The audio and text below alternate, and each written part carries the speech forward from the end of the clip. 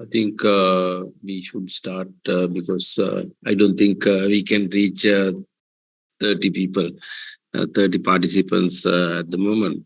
Can you tell me that you can hear me? I guess.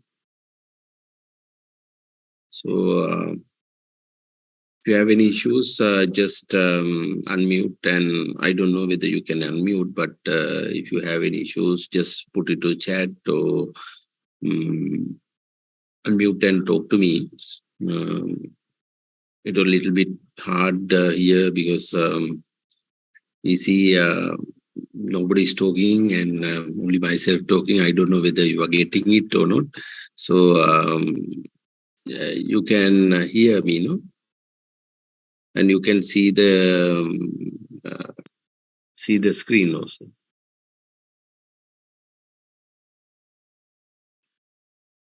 Yep, you can hear me. And the screen, whether you can, okay. I think you can, yep. Volume is low, so I'll increase that. That's good. Now you can, yeah, definitely. I can. And you can see the screen also, I guess. Okay. Then I will go to only one screen. Screen hide presenters view. I think we have only one screen now. Okay. Right. If you have any issues, always talk to me. Or if you have questions, also talk to me. I think I will keep it little closer because then you can hear me. So today I got a chance to talk to you about introduction of project appraisal. What are the parties involved and funding mechanisms. Generally, I do this part at the fifth or sixth lecture after you have done some of the funding some of the theory part of the project appraisal, feasibility studies, and other things. I don't know whether in this course how much you have done. Uh, how many, for this course, can I ask you one thing? How many lectures you have already followed?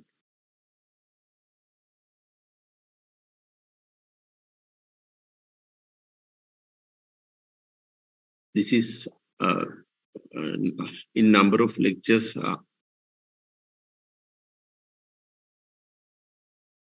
Yeah.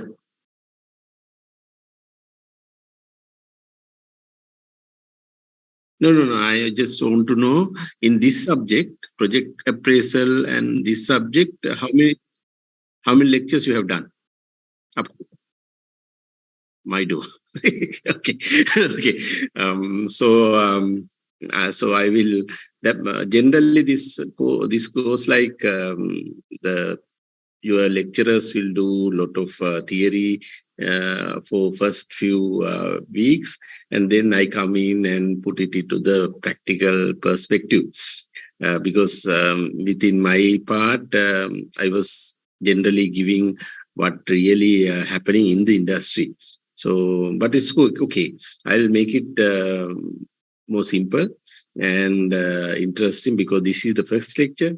So sometimes I was told that there are 65 students. But maybe because of Saturday morning, mm, everybody has work. So at home, so I think they cannot participate. But I will make it simple. And but don't worry whether I will be talking lot of practical stuff. But what will happen is during the next 9 lectures, your lecturers, senior lecturers, professors, and university staff will guide you on the theoretical and more practical theoretical approach of the thing, of the project appraisal, funding, and what are the instruments we have in the industry. But I think in today's lecture, I will try to introduce a lot of things and what is investing and how it is affecting your life and all those things. Originally, I thought of if there were 30, 40 people, I will talk about personal financing also, but I will just try to talk about that in the last part of the lecture, not to, because if sometimes people might think not necessary for their lives. So in this one, the subject was project appraisal, introductions to feasibility studies, and what are the parties involved, and what are the funding mechanisms you have for the project funding. So before starting that, this is a new subject for some of the engineers, architects, and quantity surveyors, because this involves mainly in our general day-to-day life. In construction industry, we generally deal with technical issues, more or less strength, quality, and cost of the items and the time durations, more or less technical things. But here we go into financial things. It's a little bit different. And the other main issue is when we are studying in the colleges, when we are studying and when we are in the society and when we are in the university specifically, always money and having money is thinking as taught as not good thing. If you have money, you have uh, you have taken the others' money, something like that. If you go to villages also, what generally sees is village has a Mudalali. Mudalali is a bad person. In the university also, if somebody is having money and he has a car and all those things, they think this fellow is having father's and mother's money, and those also bad. So in the in the general perception in Sri Lanka is people who has money is bad. So because of that, Sri Lankans are individually wants to become rich, but collectively they don't show that they want to become rich. So the whole business idea, making money, has become very, I must say, very backward concept for us in Sri Lanka. So because of that, sometimes people don't want to study, people don't want to talk about funding, making money, but everybody wants to do that. So it is like sex education in Sri Lanka. Everybody wants to do that, but don't want to talk. Like making money also become, everybody wants to do that, but nobody wants to talk about. So because of that, I think our as a society also, we are not really moving forward because people who has money, everybody thinks at least they have taken others' money and now they are rich because of that's the general idea. But when you study this subject, I want you to be wary about those concepts. Just take everything is out of your head. And when you, I think most of you are around 30, around 25, over 30, over 25. And when the life goes on, you need a lot of money to stay in the business, teach kids, sending them to school, sending them to universities, having a car and living a good life. So this is a good time. You also should change your attitudes towards making money and start making money for saving for the future, because we never thought Sri Lanka will go this bad in our lifetime. So it became. So you have to make your money and you have to migrate. Sometimes you might have to migrate. Sometimes you might migrate, work and come back. Sometimes you stay there. Depending on your personal things. Before just moving forward, I think some people might not know me. Why I'm a quantity surveyor. I have passed out from the Moroto University in 1992. Then got the Sri Lankan Charter, and I was in the council from 1996, Institute of Quantity Surveyors, and became president in 2016.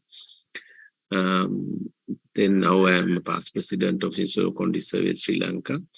I have two companies. One is Cost Management Services, a quantity surveying consultancy company, and another one called Re-Energy Development Partners, which is a partnership for promoting renewable energy assets and project promotion. 2006, I moved to Australia after getting the permanent residency. There I did Masters of Business Administration in Macquarie University. That's where I learned a lot about accountancy, finance, mergers and acquisition, and all those business ideas, business concepts from the MBA. And then 2008, I moved back to Sri Lanka. Now living in Sri Lanka as a resident. Sometimes living in Australia, Sydney, to see the kids and all those things. So because of my MBA and every day working and promoting investments for Sri Lanka, I got a lot of some experience in project financing. That's why I think the university wants me to talk about investment with you. First, to start with, I just thought we will talk about assets. In construction industry, we think about assets as buildings, roads, those things. But in assets, in finance, is equities is also asset. There are a few types of assets. One is equities. Equities means shareholding of a company. can be taken as equities. If you take John Keells is a big company. In that company has a value. In that company has value. In that value was divided into small parts, and it was sold in the share market. It's called equities as shares. If you own a share of John Keells, then that means you are a equity holder of the John Keells. So it's called equities. I think this is I generally don't invest in Sri Lankan stock market, but Australian stock market and the Dow Jones Industrial in US, you can invest not through the World Trade Center people, but you can invest when you in Sri Lanka. It will be difficult, but if you are in other countries, it will be easy to invest in. Great companies, you can invest like Apple, Tesla, Google. You can invest. So equities. Then there is other kind of assets called bonds and fixed income instruments are there. Bonds where you purchase a bond and it's called kind of a debt. Then you have cash and cash in. I think everybody has a small amount of cash at home. Then in the bank, you have fixed deposits. So those also called assets. Then property and real estate, which we know as from our side, property and real estate are assets. Then commodities are there. Some of the commodities are very rare, like gold, metals like platinum. Those are we have called assets. So accumulating assets is finally not showing finally the sign of wealth, how much you have. Then you have cryptocurrency. Those are digital assets are there in the world now. People take cryptocurrencies as a digital assets, but if you are doing it, be very careful. These days, there will be a regulation also coming. Then there are alternative investments called ETF, that is equity trust funds. If you go to try to get the fund, if you want to invest in technology shares, those days we have to go to technology shares like Apple, Google, Microsoft. Like you have to go for that one and buy each and every individual stocks. But now we have companies who have taken all those equities from the companies and they make a trust and divide those trusts into different parts and sold. Then if you want to get some shares on energy funds, so you have to go to equity trust fund of energy. So you can see in the internet what is called this ETF, and there are hedge funds also. That's called hedge funds. So those are the assets in general. So in your case also, when you have assets, that means you generally as consultants, professionals, you also when you pass out from the university, you don't have anything, you just have only salary.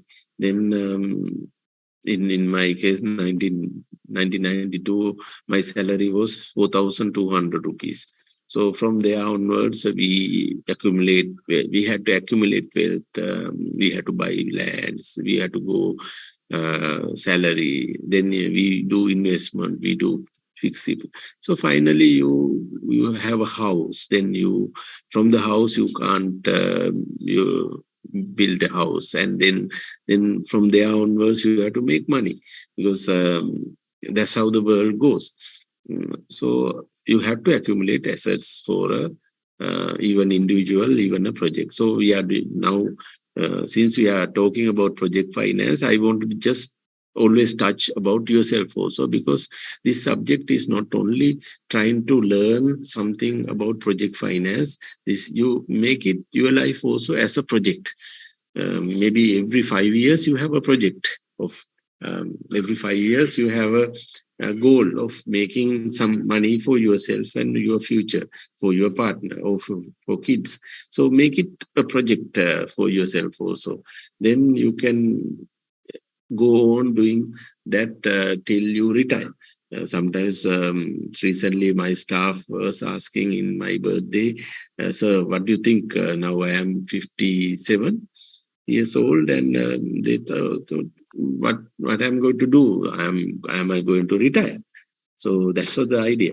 So then I said, no, I want to live for 100 years.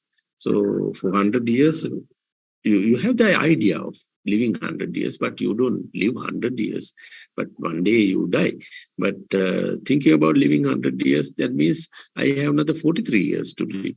So then every day you think what I should do new, what I should do, I learn how I should make money, because because if you think you will be retired in 60 years or 55 years, after that, what you do? You don't have anything to do, but always you have to have a plan. That's why, even though we are trying to teach you, today discussion is mainly on project financing, you want to take these project financing things also into your life. Then only you can take something out of these things, other than having a paper qualification of MSc in project management at the end of your name. That's the, I think, most of everybody most MSc in project management at the end of the, but what you are learning, you can use for your life also. That's what the matter. Yeah, that's what matters. Then that will help you, other than getting the name decorated, but you can use these things in the life. That's why I want to tell you a little bit about what trying to relate to your finance. So these are the general assets. Think about what you have. Then how we get these assets? One is we take our own funds. We have a little bit of money in the bank. We go and cash that one and get the land. So through the equity. So we can get a borrowed fund. If you want to buy an apartment, you put 20% and you go to the bank and borrow another 80%. And so you can, so sometimes some companies borrow 100%, but generally the bank don't give us 100%, but some of the companies like Haley's, John Keel's, for their projects, sometimes bank gives 100% of debt. Always it's a mixture of debt. Percentage, generally 30% to, in Sri Lanka, it is like 30% of debt and 30% of equity and 30%, 70% of debt. Debt means you get the money from bank. Then what happens is sometimes in countries like Australia, they give those days, not now. Those days they give 10% of your equity, 90% of loan for your house. So when I was in Australia, I bought a house. I put 10% and 90% was taken from the bank and showing my salary slip. So I got a house that was $415,000 those days. And when I moved to Sri Lanka, I could manage to sell it. I can manage to keep it because earning from Sri Lanka and sending money back there, Australia is not possible. So what I did was I sold it to 600,000 that time. So I made $415,000 to $185,000 from that that project. If you take it as a project, so you make you put 140,000 and later you sold at 600,000. So what you get is 185,000 plus what you put 40,000. So that's a kind of a project. So sometimes in our friends also buy apartments. You buy apartment, the first day you buy, you pay 1 million. get the apartment.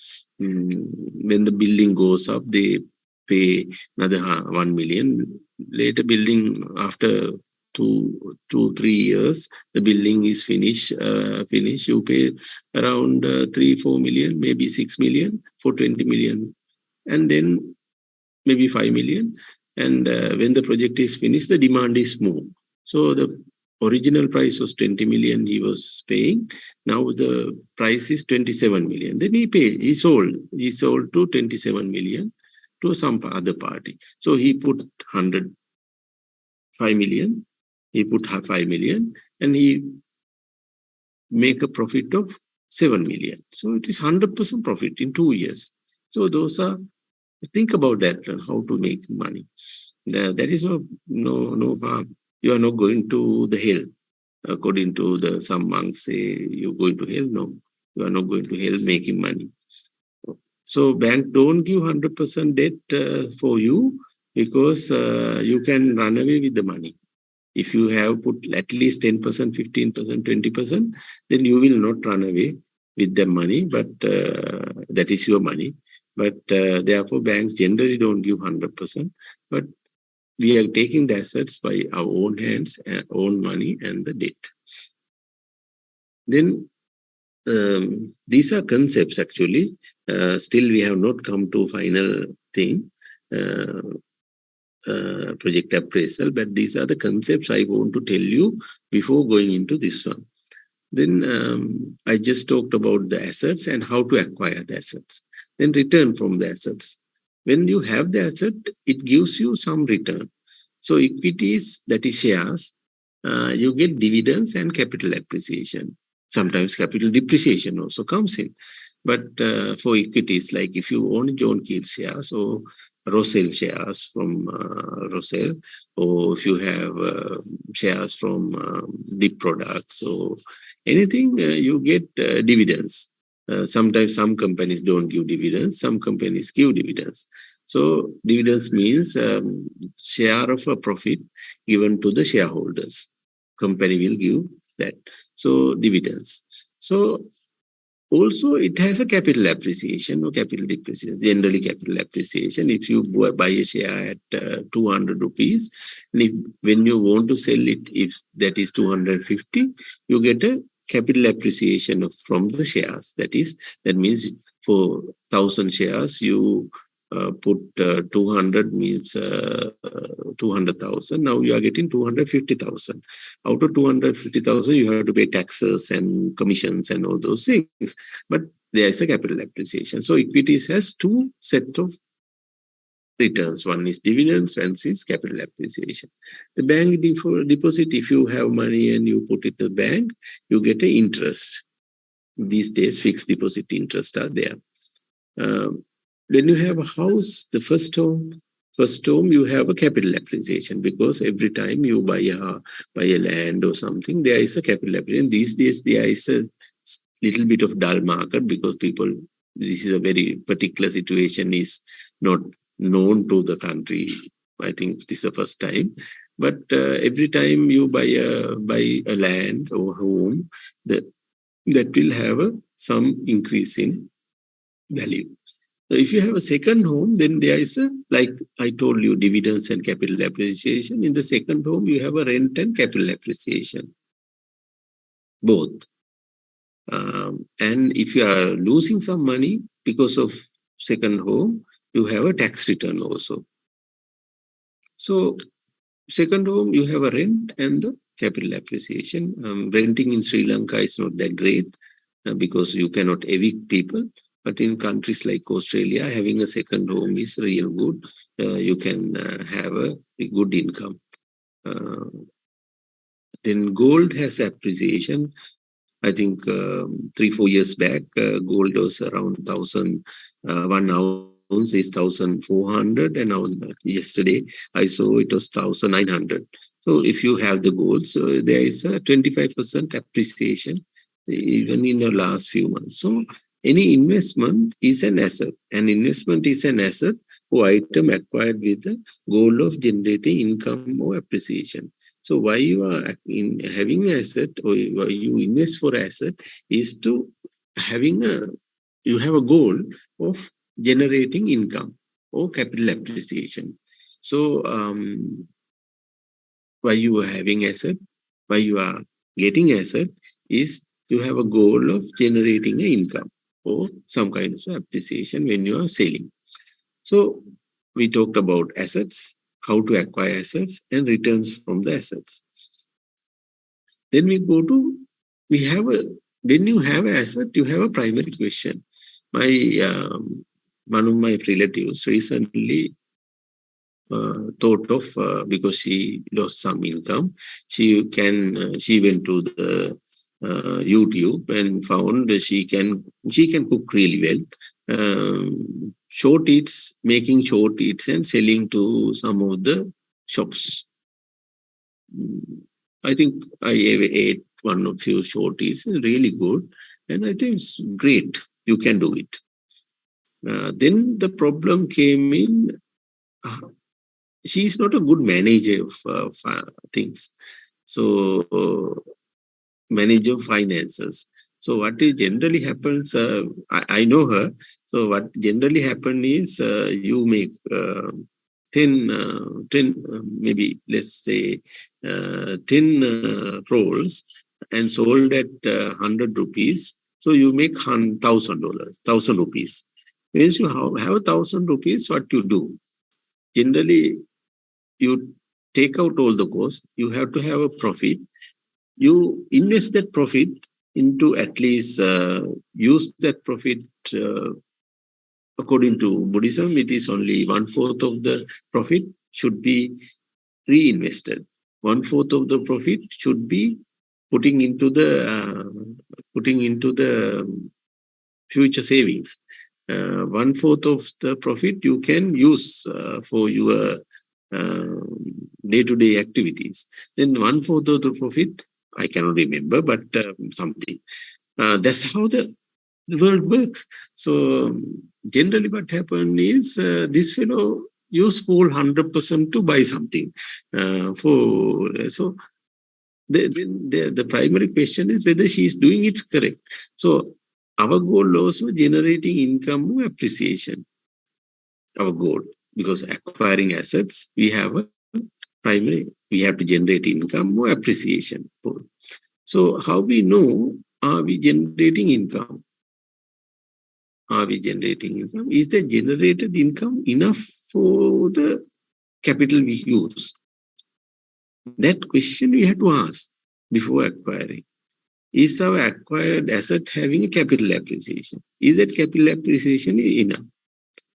Are we having other alternatives to invest better than this particular asset? Should we buy a house or should we buy shares? Are we paying more for our debt than what we are getting? Sometimes we get a second house or we do a project with funding and all the generated money goes for funding. Then why we have done that? What is the use of that fund? So the questions are, our primary target is generating an income or capital appreciation. Are we generating enough income? Are we generating enough capital appreciation of this project? Are there any other alternatives? Are we paying more for our debt than what we should pay? So to do all these things, now we have to answer these questions. We are building an apartment tower with debt. Are we getting enough funds? Are we making profit of this fund? So these things, before you put in acquiring the asset, we have to ask. Before acquiring our asset, we have to ask whether it is enough for us. The money generated from this asset, we have to ask. These days, I am trying to get investors for a 2 megawatt paddy house, 2 megawatt power plant using paddy house. All the approvals and everything is here. The questions are, It's only 20 years. If there is a capital appreciation, there's no capital appreciation, only the income is coming. So because after 20 years, you can't get money out of that one. So there is no capital appreciation. So I'll talk about these few projects when we go on. But the primary questions, remember the primary questions are we making enough money? Are we making enough capital appreciation? Before we acquire the project or asset, we should get some answers for these things, whether there is another alternative. So to answer these questions, we do a feasibility study. So basically project appraisal. When we come to project appraisal, so we have some of the things for project appraisal. So when you do the project appraisal, that is feasibility study, objective of the feasibility study is whether we should be doing this project. To answer the question of earlier questions of whether this project makes enough money. That's the primary question we are doing feasibility.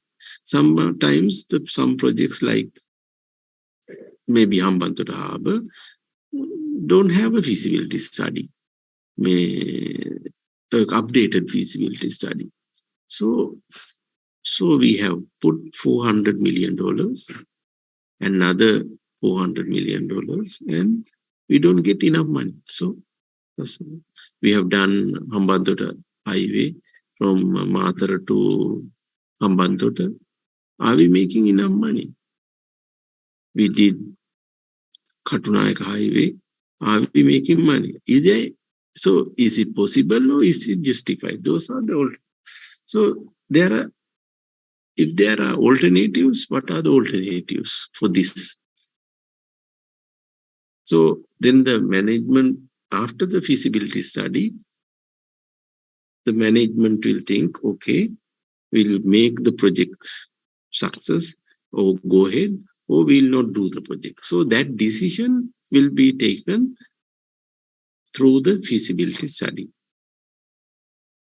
So feasibility study is a managerial management activity where the management will decide whether the project should go ahead or whether the project should not go ahead. So that's why sometimes engineers, architects, and the quantity surveyors had to do a little bit of preliminary design. Architects do preliminary design. Quantity engineers give, okay, we need piling and all those things. Mechanical engineers give us the concept of MIP, and then the quantity surveyors make the pricing and give to the management. Then the management comes back and say, okay, we'll go ahead with the project. Oh, no, we are not going ahead with the project. Oh, sometimes they comes back and say, if you can reduce to the project cost, if you can reduce to this amount, then we can do the project. So you will understand after the course why this is happening, because they have done the feasibility study. So feasibility study is not only financial.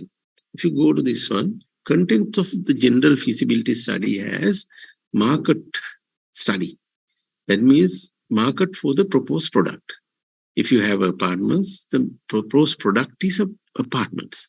If you have a power project, proposed product is making electricity and selling to the national grid. So you have to have, if you have a hotel project, rooms and the restaurants are the product, proposed product. So the market also plays a key role. So market for the proposed product, we have to study. For that, you need the supply, demand.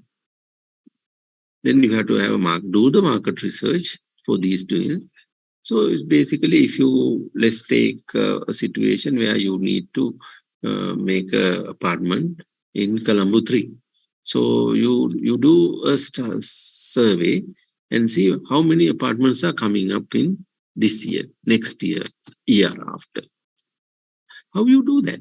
You can do it basically, you can go and survey, put some people, you get a market research company, you can go to the BOI and see what are the approvals, BOI approvals having apartments. You can go to the Colombo Municipal Council and see what are the approval list and all those things. You can see the buy. So if there is a great demand, supply is less and demand is high, you can sell it. If there is a huge supply and there's no demand, and like these days, you cannot sell. So buyer strength also, these days buyer strengths are very minimum. They don't have money. They have money, but they don't want to spend. So market for the proposed product. This will be generally done by the market research company.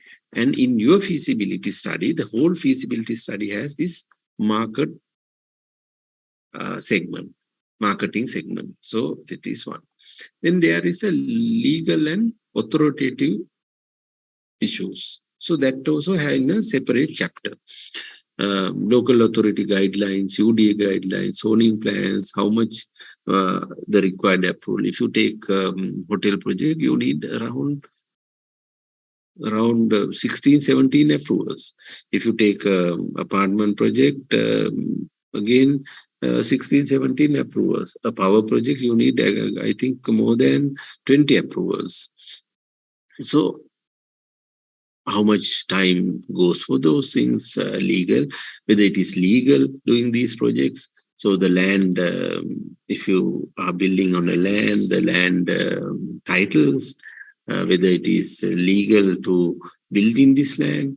So all these things comes. If it's a government projects like a road or something, then encroachments, then there are a lot of legal issues. So you have to have a legal. Then you have technical limitations of the project. In apartment projects, what is the foundation conditions? Whether we have available required technology. When we did first time the wind power projects in Puttalam area, we didn't have the cranes to lift the things for 2 megawatt, 1.5 megawatt. So whether we are doing we have the required technology, should we buy a crane for this? In Sri Lanka, we have only one or two cranes for these things. Whether we have the know-how, are we having experts of doing these things? Then accessibility, whether the project can be accessed through the general roads. Sometimes we are doing a factory project where we need 40-foot containers to be coming, whether in that road, whether 40-foot containers can go. I did one feasibility for a wind power project in Nuwara. What we did was accessibility was the biggest problem. So what we did was we put we made the wind turbine blades from the scaffolding pipes, same type, same length, and from the harbor we took it to the low bed trailer. We took it to the Demaragoda yard. From Demaragoda yard, we loaded that and sent it to the particular station to find out whether it is possible to take these things from particular to site. All the paints and everything. What we found was within the tunnels, railway tunnels, when the railway tunnel goes in a bend, blades were touching the tunnel. So therefore, we had to advise the owners. We have to come down of the size of the generators. Originally, we thought of going by 1.5 megawatt. Then we came down to 1.2 megawatt because of the accessibility problem. These are technical limitations. You had to have that section. I think most of the engineers, architects, and the quantity surveys know on this. Then there are social and environmental limitations. There are acceptability of the society.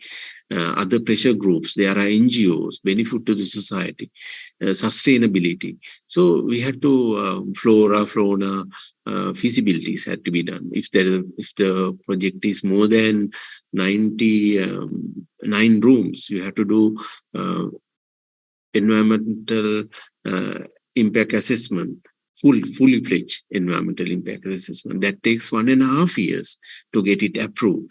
So if that is more sensitive areas, you are doing a project in more sensitive area, then it has a lot of environmental and social limitations are there. If you are doing a factory outside the BOI zones, there will be a lot of environmental issues. So those environmental feasibilities to be done. So that also comes under full feasibility. Then you have a finance and economics feasibility where we are doing, I think your project course content is that financial feasibility and the economic feasibility. That's the project content. For next 9 weeks, you will be learning more on cost, revenue, timelines, how to do the feasibility in financial terms. And sometimes towards the end, you will learn about cost benefit analysis, that is economic feasibility of the projects. So you see in the contents of your feasibility study, you have a marketing studies, then you have legal and authoritative studies, technical studies, social and environmental studies will be there, then financial and economic studies there. I was talking a lot about financial, but you see all these things are coming. When you have a project, sometimes our technical professionals think we are the number one. We are the one doing the project. Without us, the projects won't happen. But it is not so. You see, when you do a feasibility study, you will find there are a lot of other parties involved. They are also important. So think about that one. Not only the engineer is important, not only the architect is important, not only the quality survey is important for a project. Sometimes architect does draw a lot of other things. But when you come to the feasibility, it is not feasible. That means there is no more projects. When an engineer design little bit of with a little bit of more intern factor or little bit of more factor, so the project is not becoming feasible. So project is not. That's true, but the QS also, if he put a lot of flesh into the preliminary estimate to save his back, then that also become a problem. So the others also there. So then only the project feasibility starts, and you are also a part of the whole thing. So these are the contents of the feasibility study. Because of the first day, I thought of giving you a little bit of more on this one. And from now on, I will be talking a lot on the financial and economic feasibility studies for cost of the project to construction cost. Some of the quantity surveyors, engineers, architects sometimes think construction cost is the major thing, but not so. In now it's 8 o'clock, but what I'll do is 8:30. I will give you 15 minutes to eat. Sometimes I also didn't eat. I think I ate. So 8:30 I will stop, and we'll start at 8:45. Another half an hour I have. So construction cost is only one part of the project cost. Project cost is more than that. The project cost has pre-operational costs, where if you are doing, let's say a investor comes to Sri Lanka, he comes to visit first, and then he thinks, okay, Sri Lanka is a great country. We have to do a project for these people. So he comes, and he comes the next time. He meets people. So he meets lawyers, he meets quantity surveyors, he meets engineers, ministers, officials, go to UDA. So those have a pre-operational cost. Then you buy a land. When you buy a land, you have a land cost and legal cost. I think stamp duty is 4% of the, if you buy 1,000 million land for an apartment project, you pay 4%.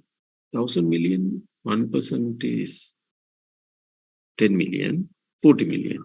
Then you have to pay to the lawyer 1%. That is another 1%. So land and land legal costs are there. Then you do preliminary feasibility study.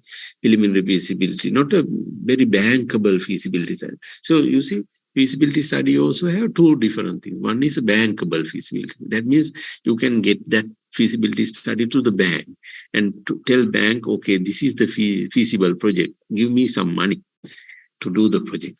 He can ask a loan. So it's called bankable feasibility study. So bankable feasibility study has all these items.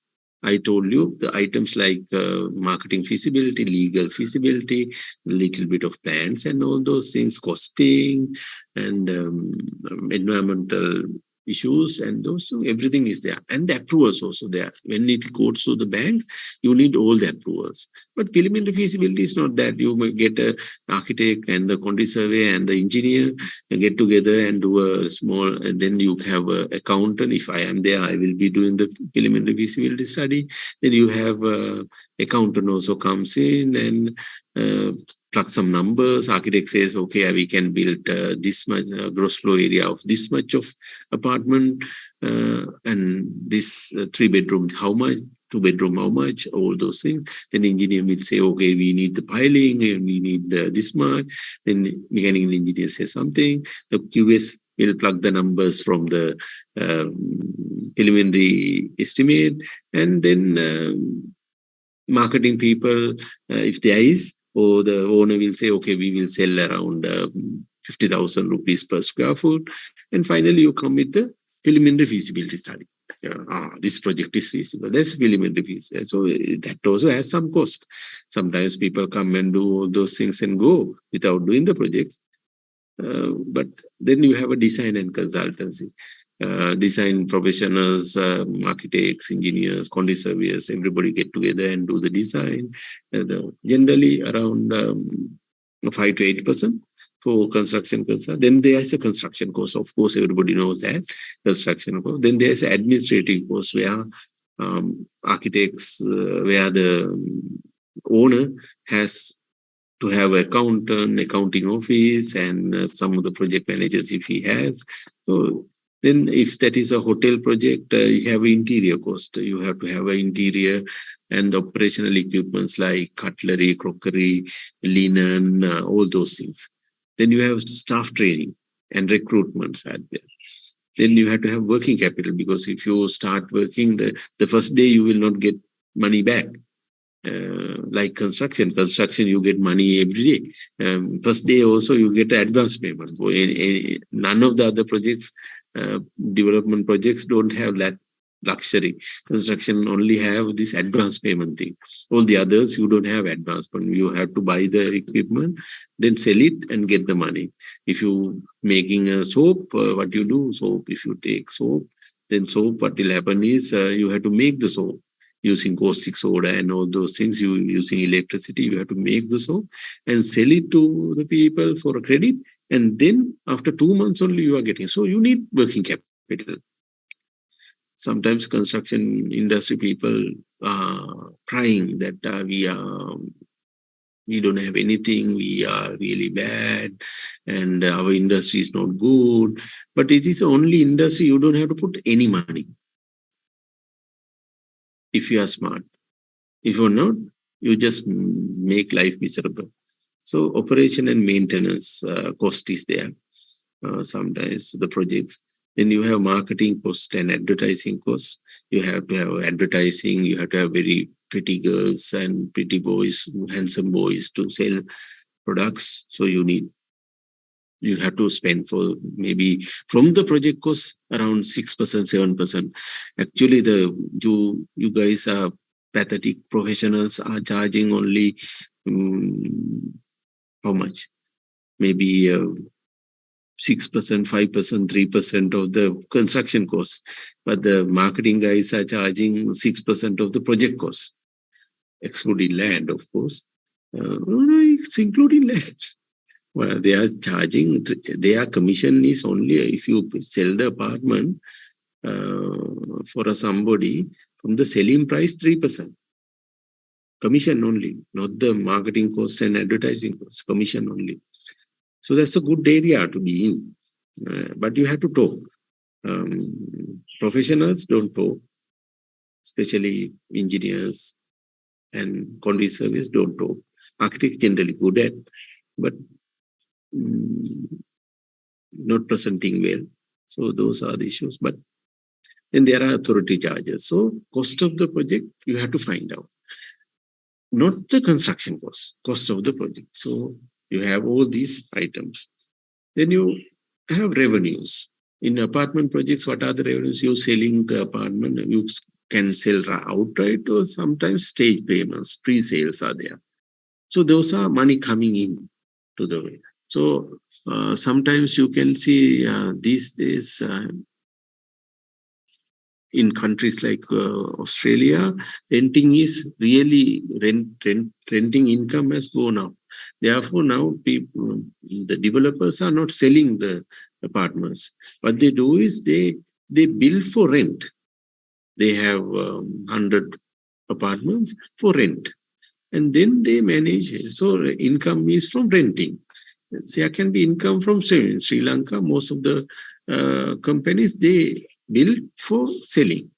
If that is a power project, power generation project for Ceylon Electricity Board, a private sector, like the Paddy House project I was talking, they make the electricity and selling to the electricity board and generate the income from the project.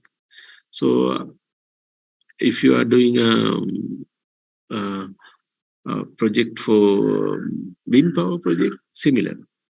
You sell to the electricity board. So annual increase, whether there is an annual increase, we should know that also. Apartments also, you can sell at a lower price and then after completing, you can increase the profit.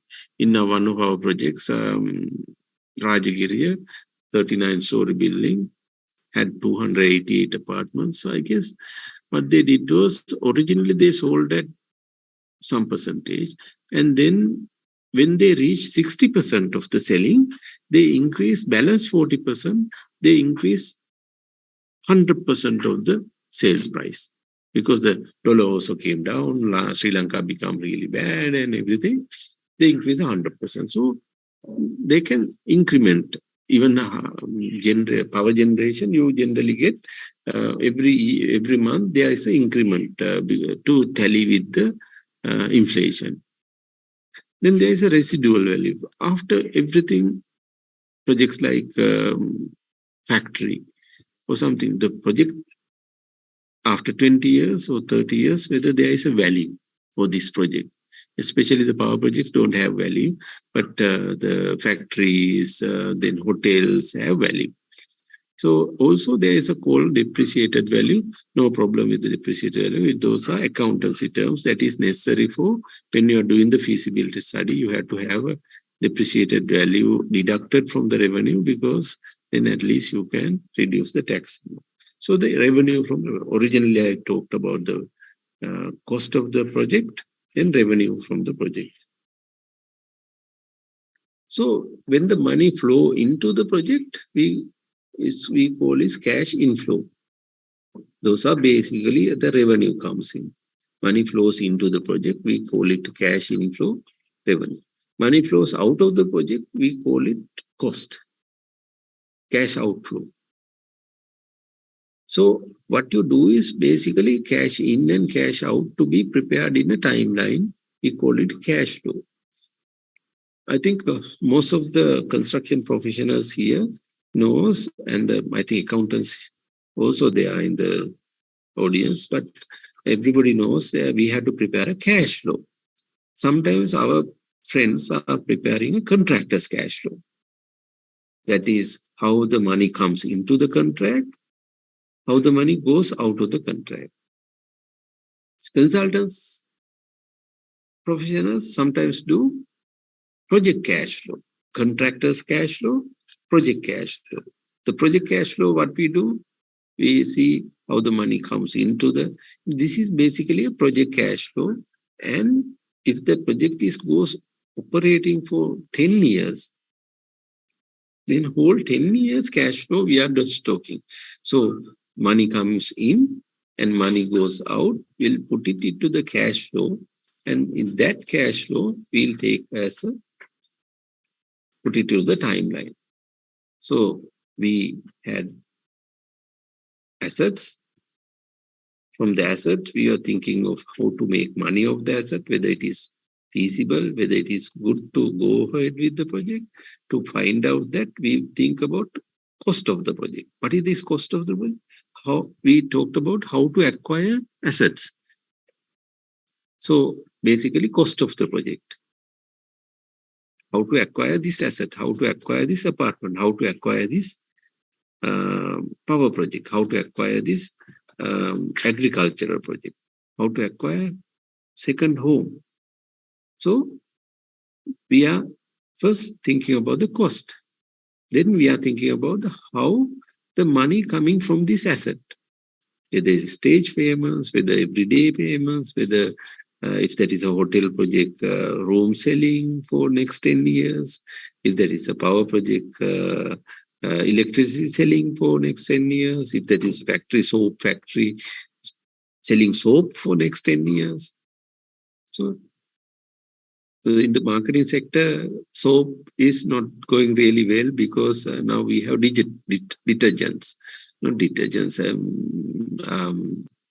body wash and all those things. Those in our smaller case, we had soap. Now we don't have. Cars, in case of manufacturing cars, now we have digital ones. Electric cars, not the combustion engines cars. No, the technology also changes. That's why technical feasibility is necessary. So we have to prepare a cash flow of the project. When we prepare the cash flow, we can directly compare. What is direct comparison? Direct comparison is, I'll give you a very good example happened to me when I'm selling my first car. I want to sell my first car. I told 2.2 million. I was at office. One fellow came in and asked, sir, car ekku. Yes, I said, yes, I am selling the car. How much? 2.2 million. No, sir, I can give you 2.1 million. I said, okay, no problem. He gave me money. I signed the papers. He got the car. I went downstairs, and trying to go to the bank. This fellow is talking to somebody else. What he did was, he took the car from me at 2.1 million and instantly sold to another person 2.2 million. So he made 100,000. So that's the direct comparison, kind of a direct comparison. So what you do is, you cash out from him is 2.1 million, cash into him is 2.2 million. So you get 100,000. That is a positive cash flow. So there's no time involved. If you buy an apartment, or maybe 1 or 2 months, that's enough. There's no lot of time involved. So it can be direct. If the revenue received over a period of time, sometimes you receive if that is a hotel project, you build the hotel. And then what happens? You build the hotel, then you sell rooms to the guests. Then you sell food and beverages to the guest. Then you give wedding hall or something. And then you collect the revenue over a period of time. If the revenue received over a period of time, there is a time and value relationship. That because today's money is more valuable than tomorrow's money. Today's money is more valuable than tomorrow's money. 1 year back, this is 22 years back, if you had 1,000 rupees, you can buy some, maybe 1 liter milk, 4 liters of milk. If you go to with the 1,000 rupees today, what will happen? you can buy only 2 liters of milk. Because yesterday I bought 500 rupees per liter. I can remember it's 125 just during the COVID also. So time value relationship is there, because today's money is more worth than tomorrow's money because of the inflation and all those things. I think everybody knows now. When I teach these things, those days, no inflation, nobody knows. Now everybody knows in the world that there is an inflation, therefore time value of money is there. Future cash flows. So what we do is, if we cannot do that type of cash flow in a paddy house project, once 2 years, we will make the project. And third year, we sell the electricity to. Fourth year also we sell. Fifth year also we sell.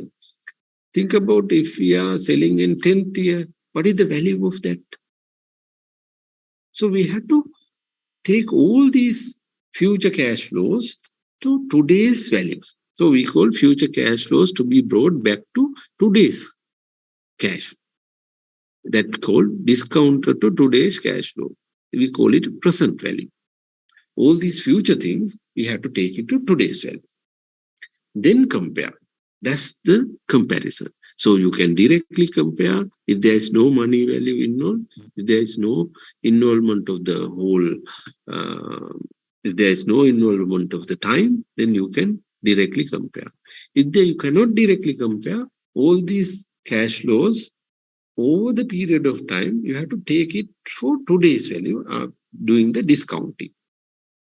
You discount it, and once the money comes for today's value, then what you do? Then you can compare.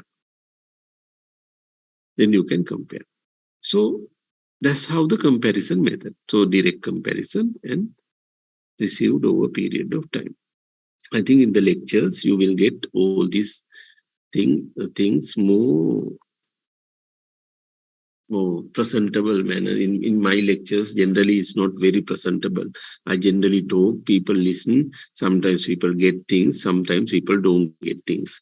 50% love my lectures, 50% don't love. Hate my lectures because I don't give a lot of things. And the colorful pictures and all those things are not there, only the words. So, but I give generally my experience of doing the projects. So in next 9 weeks, you will get more on this, how to do discounted cash flow things and all those things on these future lectures. So this is the basic principle of you estimate the cost of the project, you estimate the revenues coming from the project, put all these in a timeline. Cash inflows are taken as revenues, taken as a cash inflows, cost taken as the cash outflows from the project, cash inflows to the project, cash outflows from the project. Then put it in the timeline, and all the future timeline, all the future cash flows has to be brought back to today's value. Even not only the revenue, cost. If you are building, maybe building an apartment project, then first year you brought back to today's. Second year, cost brought back to today's cost. Third year, cost brought back to today's cost. So then all the cost also had to take back to today's cash flow, today's value. And then you can compare. So those are comparisons. So this is a little bit technical, but don't be alarmed. I think at our grade 4, 5, 6, maybe grade 7, grade 8, in your school time, you have done this compounding and discounting. If I take in Sinhala, that is Valpoliya Hadda Bukale, Valpoliya Hadda Bukale. It's like compounding and discounting. This was done at the grade 7 or 8 or 9. I cannot remember the grade, but you have done this. So the formulas are discounting. Compounding means that means you are compounding. That that's called interest calculation for 10 years. A is the principal amount, 1 plus I is the interest rate, N is the number of years. So you can compound 1,000 rupees, how much you in 10 years you will get at a 10% rate. Other formula is discounting A into 1 plus I over the power of minus N. That means if you have 100 rupees in 10 years time, what is the value of today's one? So A is 100, I is maybe 10%, I interest rate is 10%, N is 10 years. So discounting, you get the minus N. So in 10 years time, somebody is giving you 100 rupees. You can calculate the value of that 100 rupees in today at 10% interest rate, at 9% interest rate, at 20% interest rate. What is the value of that 100 rupees today? So it's called discounting. Let's say a situation, you give somebody 100 rupees, you give somebody 100 rupees and tell him that give me 250 rupees in 10 years. He can calculate and see, okay, if I get 10 years, 100 rupees today, in 10 years, what is the value of this 100 rupees at 20% interest? So he put 100, A, instead of A, he put 100, 1 plus 0.2, that is 1.2 over the power 10.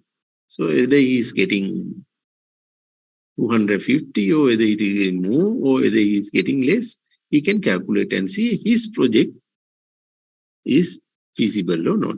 So these are the formulas, and this is in the internet also have these compounding and discounting formulas. So you can calculate this is easily. If you go to Excel, that you can calculate it very easy. If I go to, give me a minute of doing, I'll share, I'll stop sharing this one and go to Excel, go to Excel and try to share.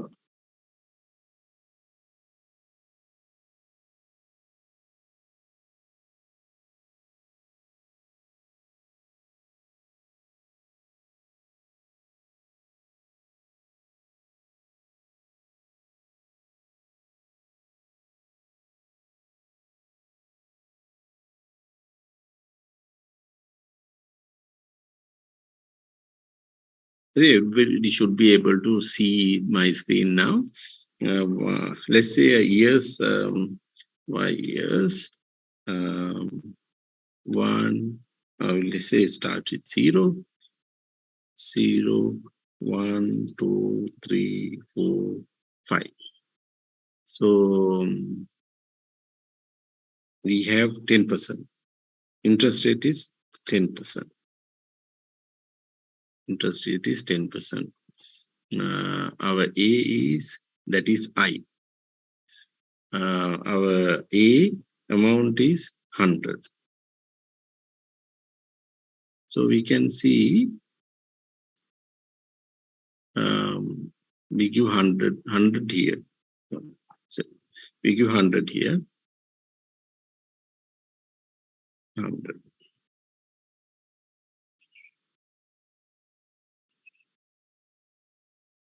Really not good. Eh? So the first year in compounding, he get 1.1.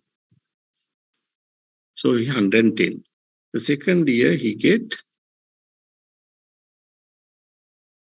into, I think you can see what I'm doing, to 1.1. That is 121. Like that, if I increase this one, you get, I think you get 161. So you can, this is the compounding part. So let's say using the formula plus 100 into 1 plus I is 10%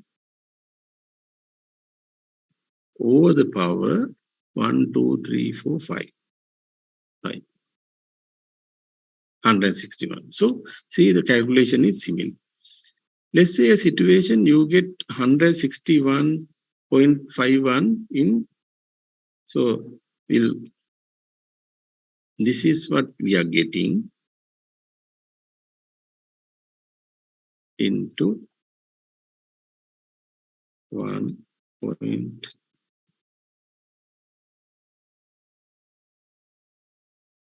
over the power minus 5. How much you are getting?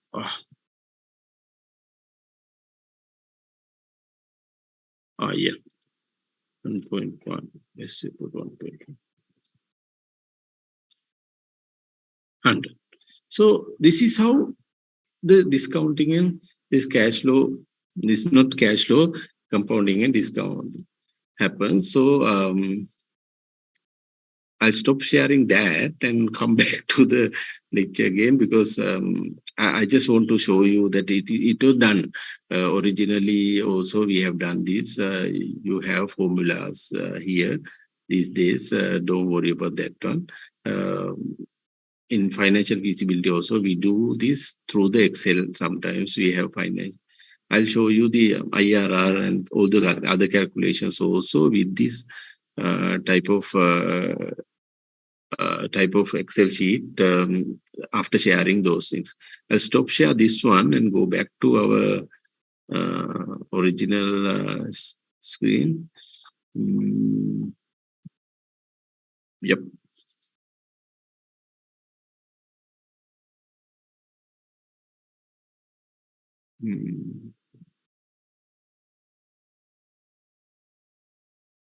Right.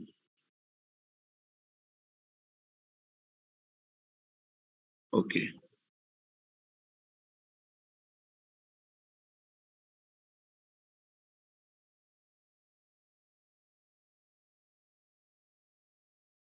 So we compare. This is the discounting. So I just showed you using Excel what these two formulas means.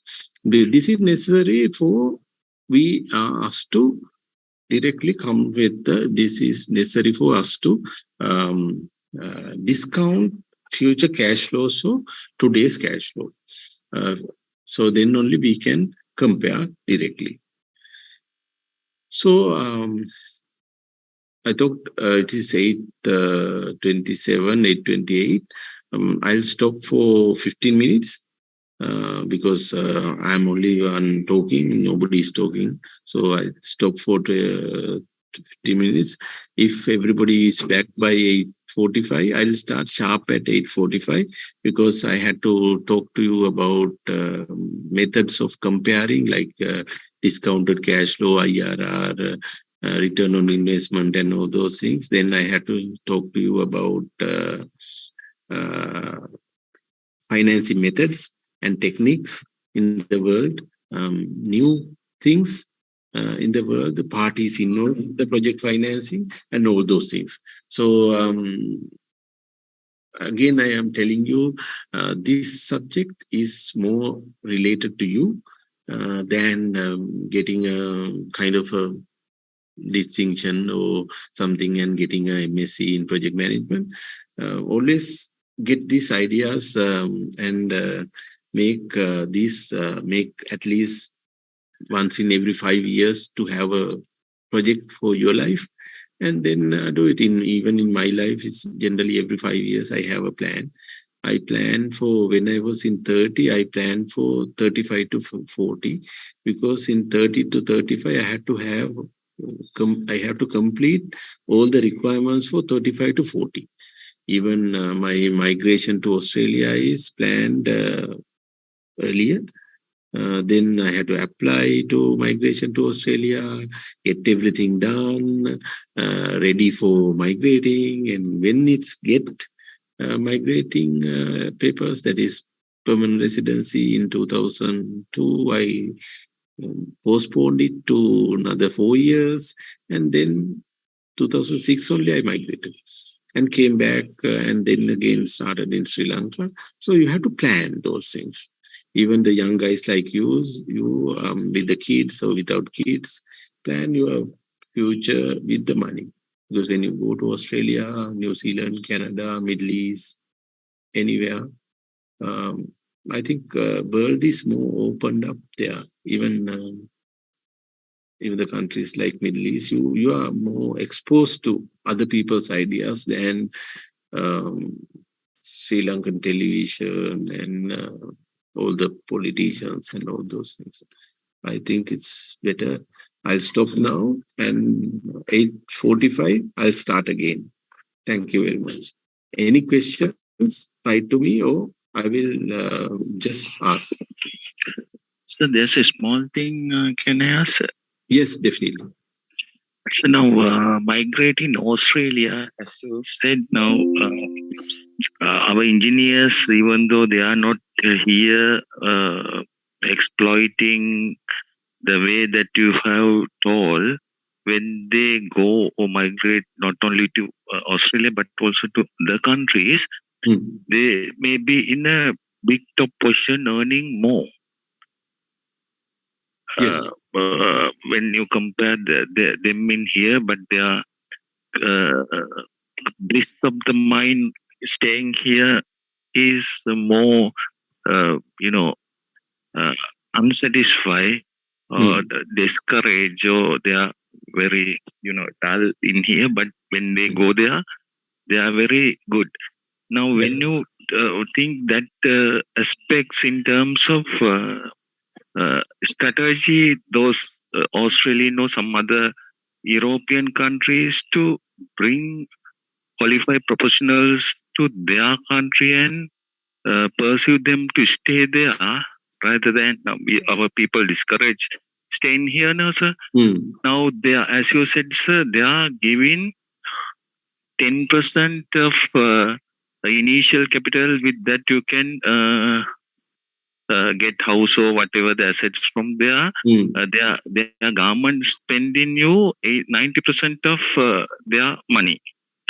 It's for when you see, it's very easy way of earning money and spending and making ownership for their assets. And end of the day, you can even sell low. And I have heard after 18 years of age, all the adult they can government they are offering elders home, and after they died, the every assets will be taken. Now, sir, uh, now when you go there, they will spend so much of thing to retain our engineers or the professionals to make their country better. Now, in that context, now those engineers who are, or the professional doctors or lawyers or anybody going there, initial step they are struggling to come up to that level, and majority like that. But very qualified people, they will gain so many things. But they, without their knowledge, they also trap in this strategy of Australian government where these they are working for them, and they are also slave in a way, because now they, in a way, they are analyzing according to your feasibility studies of having a project, and they are spending the rest of the life in the Australia or some other country. They are sacrificing their neighborhood and their close natives and everybody. Then they are very focused on to their benefits only. As you said, now we can analyze our future potential, everything according to the close perspective of betterment or the improvement of our life. But to privilege to spend our life with our life means, if you take life as life, it's not the life as at Australia similar to life at Sri Lanka. So therefore, why can't these engineers think of that way without trapping in their strategy of It's like making this. your I think main thing is how you perceive the things. Because when you go all around the world, you see, we think Sri Lanka is the best.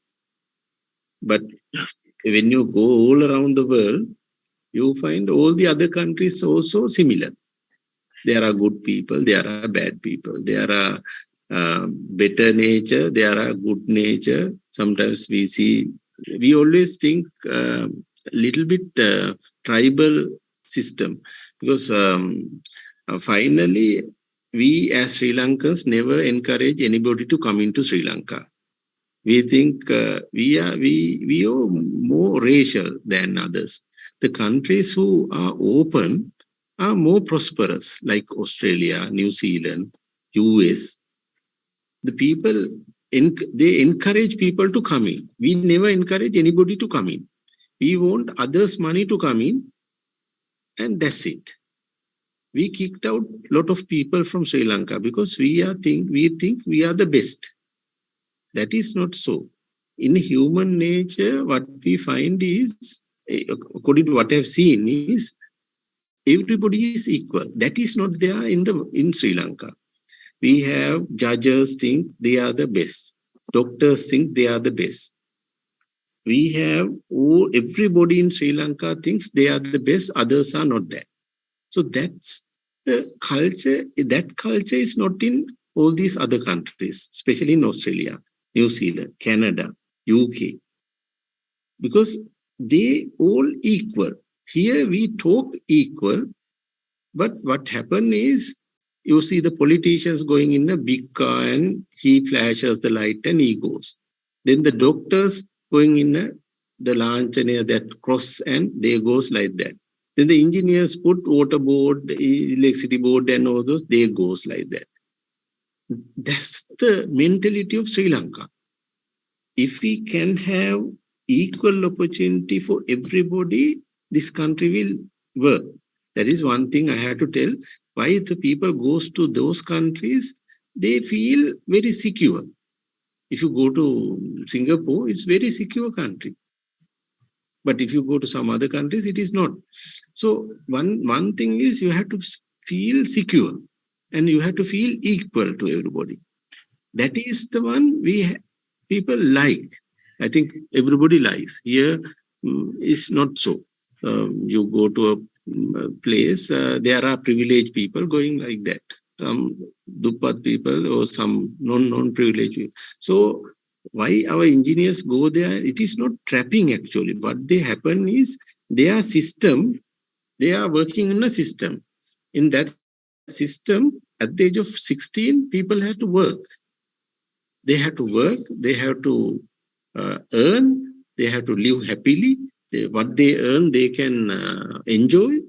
And then, so our engineers go there because that equal opportunity is there.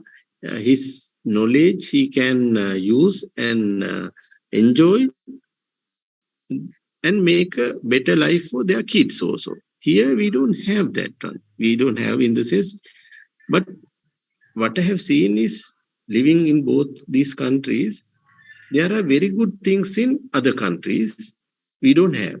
There are very good things we have in this Sri Lanka, others don't have. So they both is there. How you really look at that is the main thing. Sometimes we always talk, but it is not going into the actions. No, last 50 years, what we are doing is begging. We are begging from the top president to the last man in the Sri Lanka. We are begging. We are not doing anything. We are begging from somebody, get them money, get their money and spending for our usage. We are not doing anything else. When once the nation become beggars, they don't change. They only knows begging. That's why the older politicians only talk, we will, after this, we will get this money from India, we will get money from here, we will get that from here. Have we talked about producing something? No, we have not. So when that comes, people don't want to live here. I think it is not trapping somebody. Their system is such that everybody had to work, everybody had to earn, and everybody had to live happily, and then make their kids and everybody future. So Sri Lanka is a good country. There's nothing wrong with that one. But the issue is there are good things in Sri Lanka, there are bad things in Sri Lanka. There are good things in the other countries, there are bad things in the other countries also. So you make it as everybody had to have some kind of choice whether to live in Sri Lanka or whether live. What they do is they exploit because we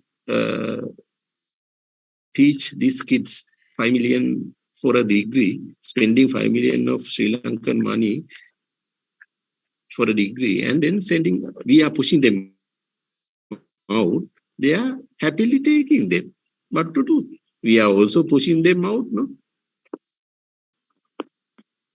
Most of the people are going because they are kids. They don't see a future for their kids because university system is teaching way back things, like 20, 30 years back things, backward things they are teaching. The other countries are going really updated and going very fast. I have seen the difference between teaching. They teach how to learn. Here we teach what to learn.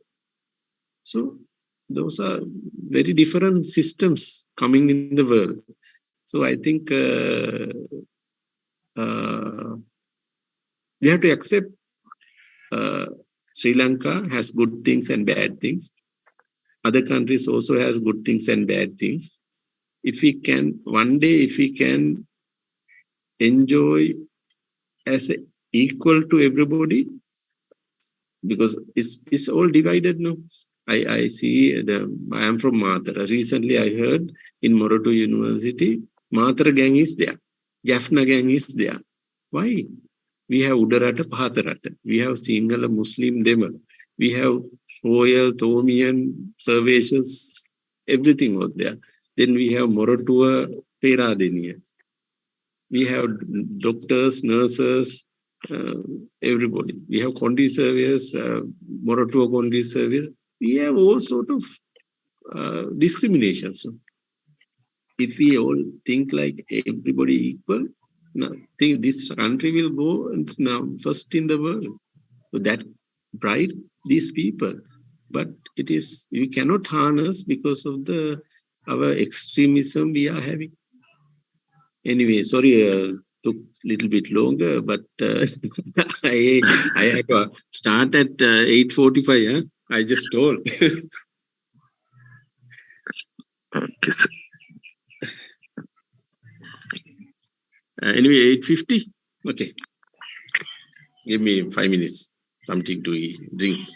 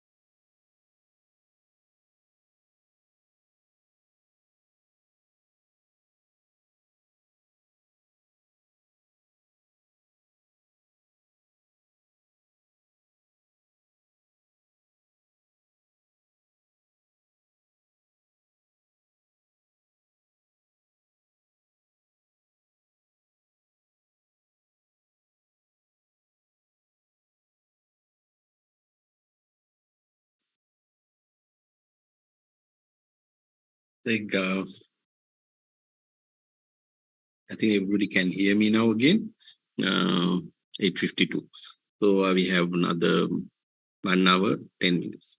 I will try to finish leaving at least 15 minutes to answer your questions. We'll see. So discounting. Then we'll go to method of comparing. So generally in your feasibility studies, project appraisal, you will compare this financial feasibility, not the other parts like marketing, technological, economic, environmental feasibility studies. But for financial feasibility studies, we will be comparing those cash flows in different ways. One is net present value analysis. If you take UK systems, generally they are more related to discounted cash flow analysis. Then US systems are more related to internal rate of return, IRR. So China, US investors mostly generally ask, what is the IRR? The British, Australian investors ask generally what is the discounted DCF, discounted cash flow, net present value. So they both are similar, same thing, but they used to it. So internal rate of return, IRR, rate at which the discounted cash flow is zero. That's how it was defined. This is little bit difficult to understand, but you had to go through 1 or 2 feasibility calculations and see whether you can, you yourself had to understand. I'll try to very quickly see whether I can make it happen. I can work with you on an Excel sheet to understand what is the meaning of rate at which the discounted cash flow is zero is called IRR. Rate at which, so net present value, internal rate, then the payback method. In our normal day-to-day life, we can see what is the payback period. If you put 100 million rupees for a project, how long it will take to recover the 100 million? That's the basic question. In our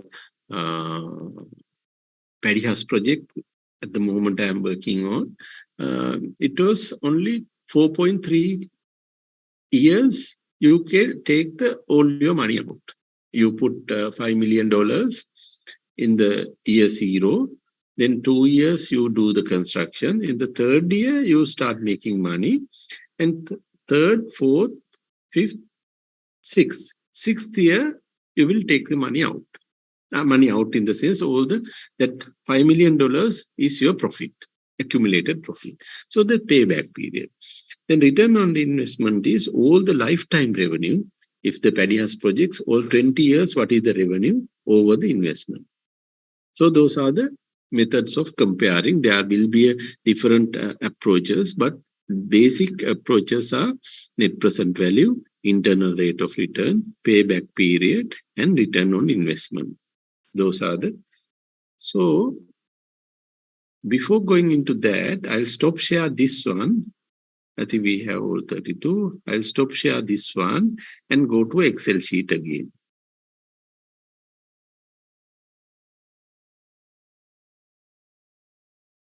Okay, we have now.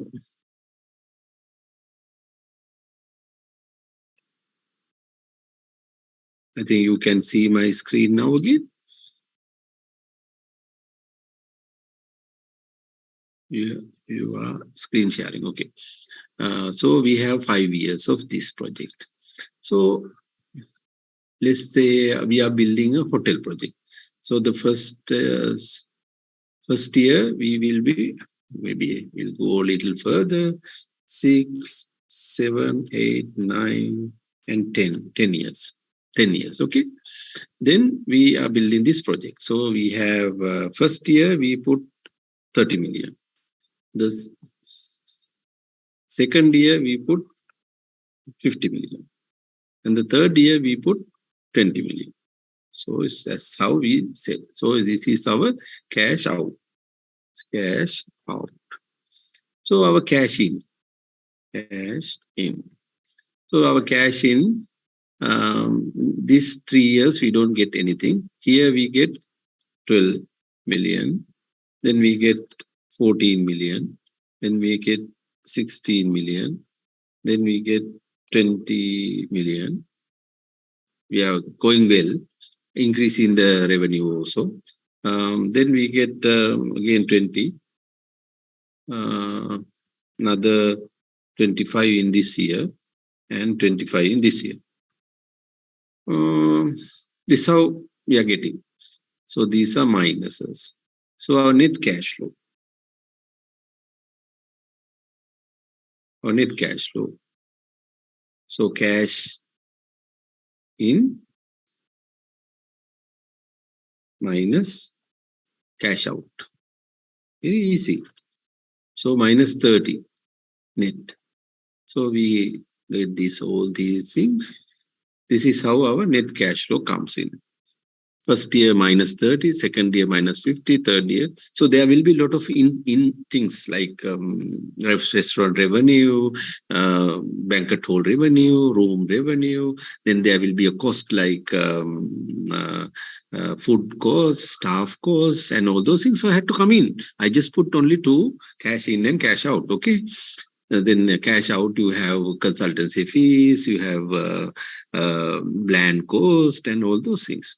So that this is, then what I want to put a IRR. Let's see in net present value. This you will be calculating in the theoretically, but I am trying to show you what we do in the practice. In the Excel has the formula A plus NPV, net present value. Then it says returns on the net present value, you have to come with. So you need the rate, net present value rate at the, let's say we are thinking of 10% from the today's 20% in the banking rate, but we think of let's say 15%. So my rate is 0.15. Then we put, then they are asking values. Values I will put here to my 10-year cash flow. Okay, my project at 10%, we are not generating even at a 10%. We are not generating 10%. We are minus. So let's say situation, I will increase a little bit this one. We have 20 first year, 25 second year, 30 in the third year, 30 in the fourth, then 35, 50, and another 50. Okay. Okay, this I think it's not enough. We spend a lot. That's why the problem is.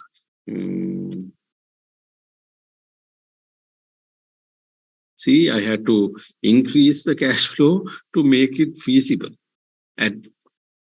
Okay, let's go like that. So let's say even this has up to 10 years, you get huge amount, but still the IRR is, this is NPV at 10%. NPV 10%. Okay, let's see the IRR. Then my battery has an issue. Then it asks values. Values are from here. My values. Comma. Guess. They're asking guess. Let's say put 0.15.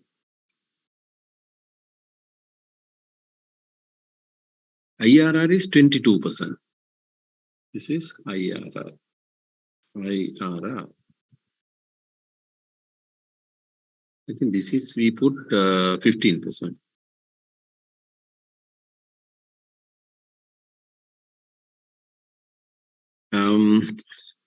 Guys, give me a minute to plug in the laptop because otherwise my battery has gone.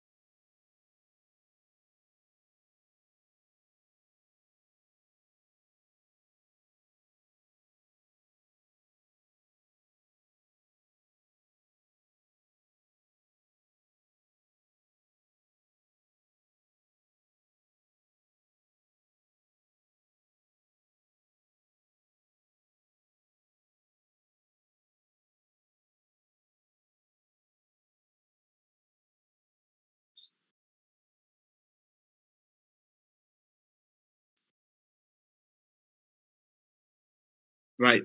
Sorry about that. It took.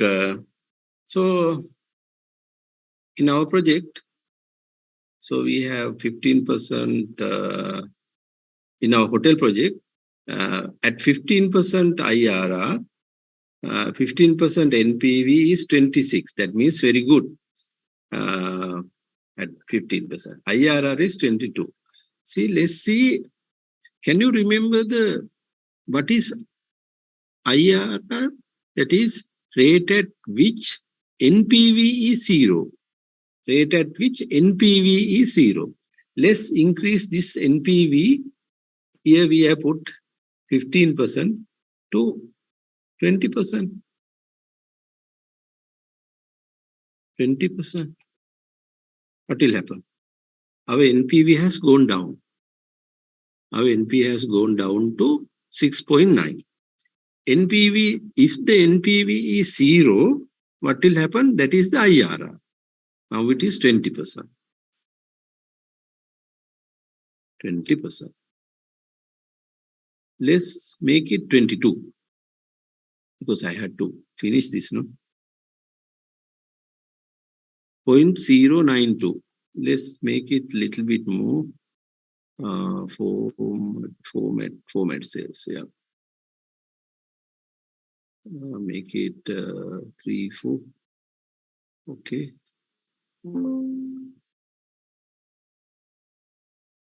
Okay. Okay, let's make it a little more to 3308. See, when NPV becomes 0, that is the IRR. So I think you had to, my request for you in the class is to go back to Excel, use this kind of some kind of a cash flow, made up the cash flow, play with this one. Then you will understand why these investors are really worried about the cost, why these investors are really worried about the revenues, why they are putting money, they are paying to the contractor as far as possible, they drag on. Why they are doing this? Because time value has money. That is the main issue. So, see, we have done a very small feasibility. This is not that difficult, but in next 9 weeks, you will be learn more and more on these cash flows and all those things. See, we have done. So if we see in this project, it is not feasible. So therefore, we had to make the revenue little bit up. So I'll stop share. I think you learn little bit about what is IRR. And before that, I think I had to again go back to Excel. Can you see this again? No. I think soon. I'll again go back to this Excel. So in this one, we just talked about the payback. I think it is better we use this one. Payback, we'll see. I cannot see the numbers here. Payback, this is 100. We take here. In 3 years, you get. I cannot read the. In 3 years, you get. You spend 100 minus 100. In 3 years, that is this year, 4th year, 5th year, 6th year, you get 100. So your payback is 3 years after complete. 3 years after completion. See, that's payback. Then return on investment, ROE. Let's say this hotel will be selling in 100 rupees at the end of 10 years. That is 100, 150 then. 150. We are selling the hotel. So how much we spend? 100. How much lifetime investment is?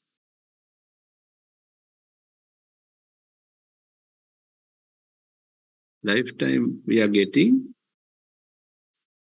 379. So it is 379 or 3.79. So the ROE is 3.79. So that's how you calculate. These are not difficult in the say. It's not like difficult like engineering. It is not difficult like architecture. It is not difficult like quantity surveying.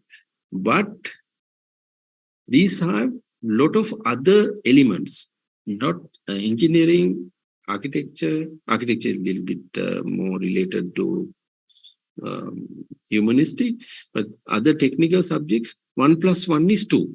But in accountancy, also little bit 1 + 1 is, but feasibility studies, 1 + 1 might not be 2. It's little bit different. So you have to interpret all the other factors and then only make a decision. So I'll stop share this one. And excuse me, sir. Can I ask a question? Yes, please. So the return on investment, it should be revenue minus investment, or in the Excel it should be you had divided the revenue divided by the investment. It should be revenue minus investment, right? Return on investment. Return on investment is. Let's go back to the our. Okay.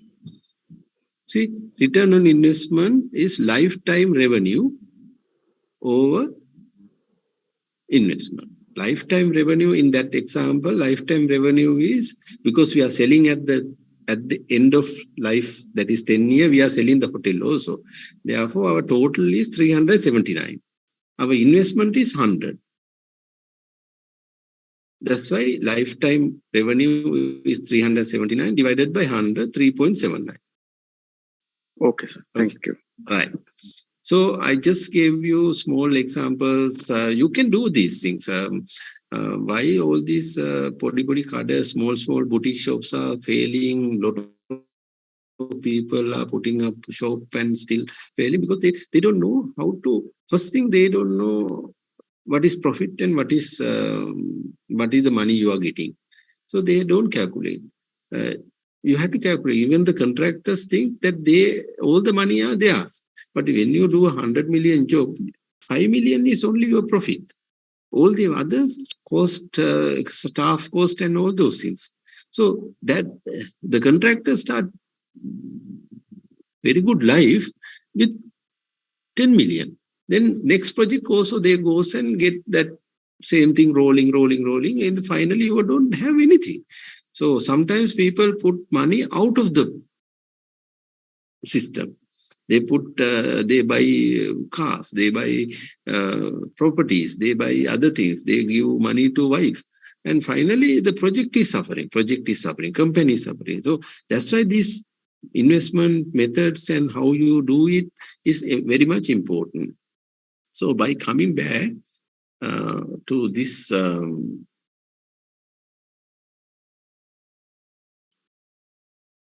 so then after do the IRR and sensitivity analysis, this comparison, we test the project, we test the hypothesis, because we test our assumptions. It's like this. In a hydropower project, the main two things are, one is increase in the construction cost. If the project cost construction goes up, what will happen? Here, test the feasibility with the most important variables. In apartment project, most important variable will be construction cost and the selling price may be the most important. In the hydropower project, energy generation and the project cost. So what we do is that cash flow, I just made the numbers, but in the actual sense, what we do is we, after done the basic base case, what we do is we decrease 5% energy generation. We decrease 5% of energy generation and again estimate what will happen to the cash flow. Then what will happen to the IRR or NPV? We decrease the generation by another 5%. That means 10% decrease. In 1 year, there can be no rain. So 10% have gone down. Or there can be a breakdown. 10% have gone down. What will happen to the IRR, NPV, payback period, return on investment? Then we decrease by another 10%, 5%, that is 15%. The revenue generation has gone down. Then what will happen? Whether still the project is feasible. That means it's a good project. On the other hand, we will increase construction cost by 5% and see what happened to our IRR. 10%, what happened? If 15% revenue has gone down, construction costs gone up by 15%. Still the project is feasible. That means this project is very good. That's what we were looking at.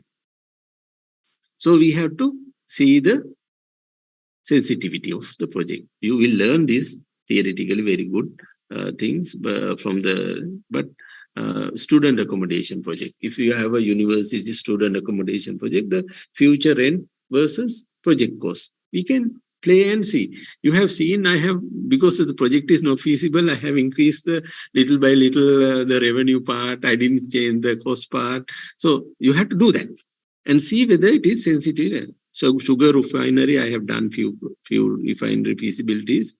Loss of production due to drought, sugar price increase and decrease. Those are the sensitivity. So we can test the feasibility using the sensitivity analysis. That is also important. So we were just all these times whether the project is feasible. We have done these things, but finally we don't know whether the project is feasible. Why this required rate? In that, can you remember when I had put 15%? When I put 15%, NPV was 26%. When I increased that to 20%, IRR came down to 6%. When I did 22%, NPV came down to NPV. When my required rate went to 20%, my NPV came down to 0.9. So what is this R? Rate of required. Interest rate. The people call interest rate, required rate, investors rate. This is called required rate. You can have a lot of words, but it's required rate. This is required rate is the rate required by the investor to be comfortable with his view. He thinks I need 20% for this project. So that's the amount. You need 20%. Sometimes politicians say America is 1%. America is going at 1%. Why can't our people cannot give 2%? Sometimes people say all the money is coming from other countries. Japan is 0.1%. Why Sri Lanka cannot give? Those are the questions people put politicians, officials, general public think. Let's think about this required rate. Required rate is the rate the investor wants. Let's say a situation where the investor comes to Sri Lanka from US or Australia.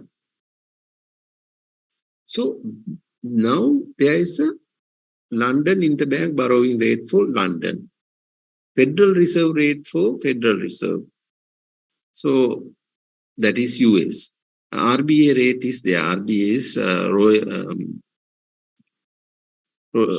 Central Bank in Australia, RBA. RBA. Royal Bank of Australia, Royal Bank of Australia. Federal Bank of Australian Bank, Central Bank. So at the moment, because of the inflation of gone up, originally in Australia, interest rate is 0.1%. All this before 2020. Now the inflation has gone up. Therefore, they have increased that to 0.4 now, 4%. Not 0.4, 4%, 3.85 at the moment. Next month, they will increase again. Why they are increasing? Their inflation has gone up. When the inflation gone up, they need to increase that rate. Primary lending rate is the rate at which the banks are getting from central bank. So anybody, you can't have a rate below that because the central bank is giving money to banks at 4% in Australia. Then let's say he's an Australian or any country, but I just take as Australian. Let's say he has the money, he wants to get the money from bank. So when he wants to get the money, he go to General Commercial Bank, Commonwealth Bank or NAB or something. And then they add 3% because they have a staff code, they have their profit and their risk and all those things. They have a 3%. So my 4% becomes 7%. So I am getting, let's say investor, I am getting at 7% from there. So I am coming to Sri Lanka to invest in a Paddy House project, Paddy House power generation project. I'm coming to Sri Lanka. How I am getting money? I am bringing Australian dollars to Sri Lanka. But I am getting money selling electricity and rupees. So there is an exchange rate issue. Because when I am taking money back to Australia, I have to take back by using Australian dollars. So if the exchange rate goes down, that means Sri Lankan rupee decrease further, the money value is going to decrease further. Generally in Sri Lankan, we are depreciating around last 50 years, we are depreciating around 8%. 6 to 8% we are depreciating Sri Lankan rupee. So let's say that 6%. So my rate from Australia is 7%. Now coming to Sri Lanka, I need to add 7% plus 8%. That is 15%. I have to. Now in Sri Lanka, my rate is 15% because I'm making money from Sri Lankan rupees. Then you have a thing called country risk. In Sri Lanka, the country has a risk because it has, then now it is for more than that. But let's say we are not bankrupt, but politicians can ruin the project. Officials can ruin the project. People can ruin the project. There is no law in this country. There is no, as I told, there is no equal opportunity to everybody. If some Patrakarya, that is NGO wants to shut the project, you can shut the project. And politicians can shut the project. So anything can happen in Sri Lanka. Law can be one thing to me and one thing to the other. So there you can interpret different laws in different ways. So there is a risk for this country, that is 3 to 4%. So my 15% become 19%. Then there is a risk in the project because I had to get the paddy house, then I had to operate this. So project has a risk. Then there can be breakdowns. Electricity board cannot, sometimes not paying well. At the moment, electricity board is 6 months behind the payments. So project also has a risk. My 19% become another 3%, 22%. Then I need some profit. If everything happens, still I need some profit. That is another 4%. So my money has a rate of required rate in Sri Lanka for a power project at least 25% now. At least 25%. If I put 25% in that IRR thing, where we are just discussed in the Excel sheet, this become negative. So that's the problem in Sri Lanka. That's how required rate is calculated. So it all based on not only what you really like, exchange rate fluctuations, primary lending rate you are getting. Those days people are getting at 0.1% in US and minus percentage in Japan. But now, because of the inflation in those countries, they have increased. Now, Federal Reserve is, that US Central Bank is thinking around 5% as a primary lending rate. RBA also thinking around 5.5% as a primary lending rate in Australia. So when the now money coming into Sri Lanka, start with 5%, not from 0.1%. Start with 5%. And in coming to Sri Lanka, you get exchange rate fluctuation, inflation in Sri Lanka, all those things comes. So today, why people are not coming to Sri Lanka is there are other countries where you can invest.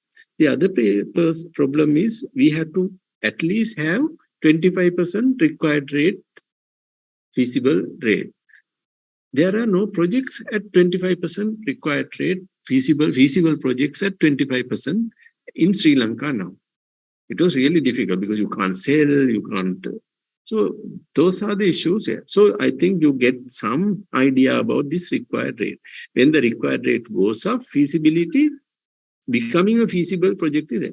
If you touch that at 20% positive NPV, the project is feasible. If IRR is 26%, it is feasible. I'm just telling this 20 before the COVID. Before we got bankrupt and the our interest rate exchange fluctuation is very generally okay, we all my investors are thinking around 18 to 20% as a required rate for Sri Lanka. Now everybody is thinking around 25 to 30% as a required rate. Even my paddy house project payback period is 3 years. Still, I'm really making struggle asking people to come into Sri Lanka and do this project because it's 30%. It's 30%, while Central Bank, our Ceylon Electricity Board is not paying our people. So it was not easy making projects in Sri Lanka. But if you go to Vietnam, different. If you go to India, even though it is a little bit backward, everybody says it's very good. Now, if you go to Middle East, countries like very, very good. People can invest. There are other things to be done, not only projects.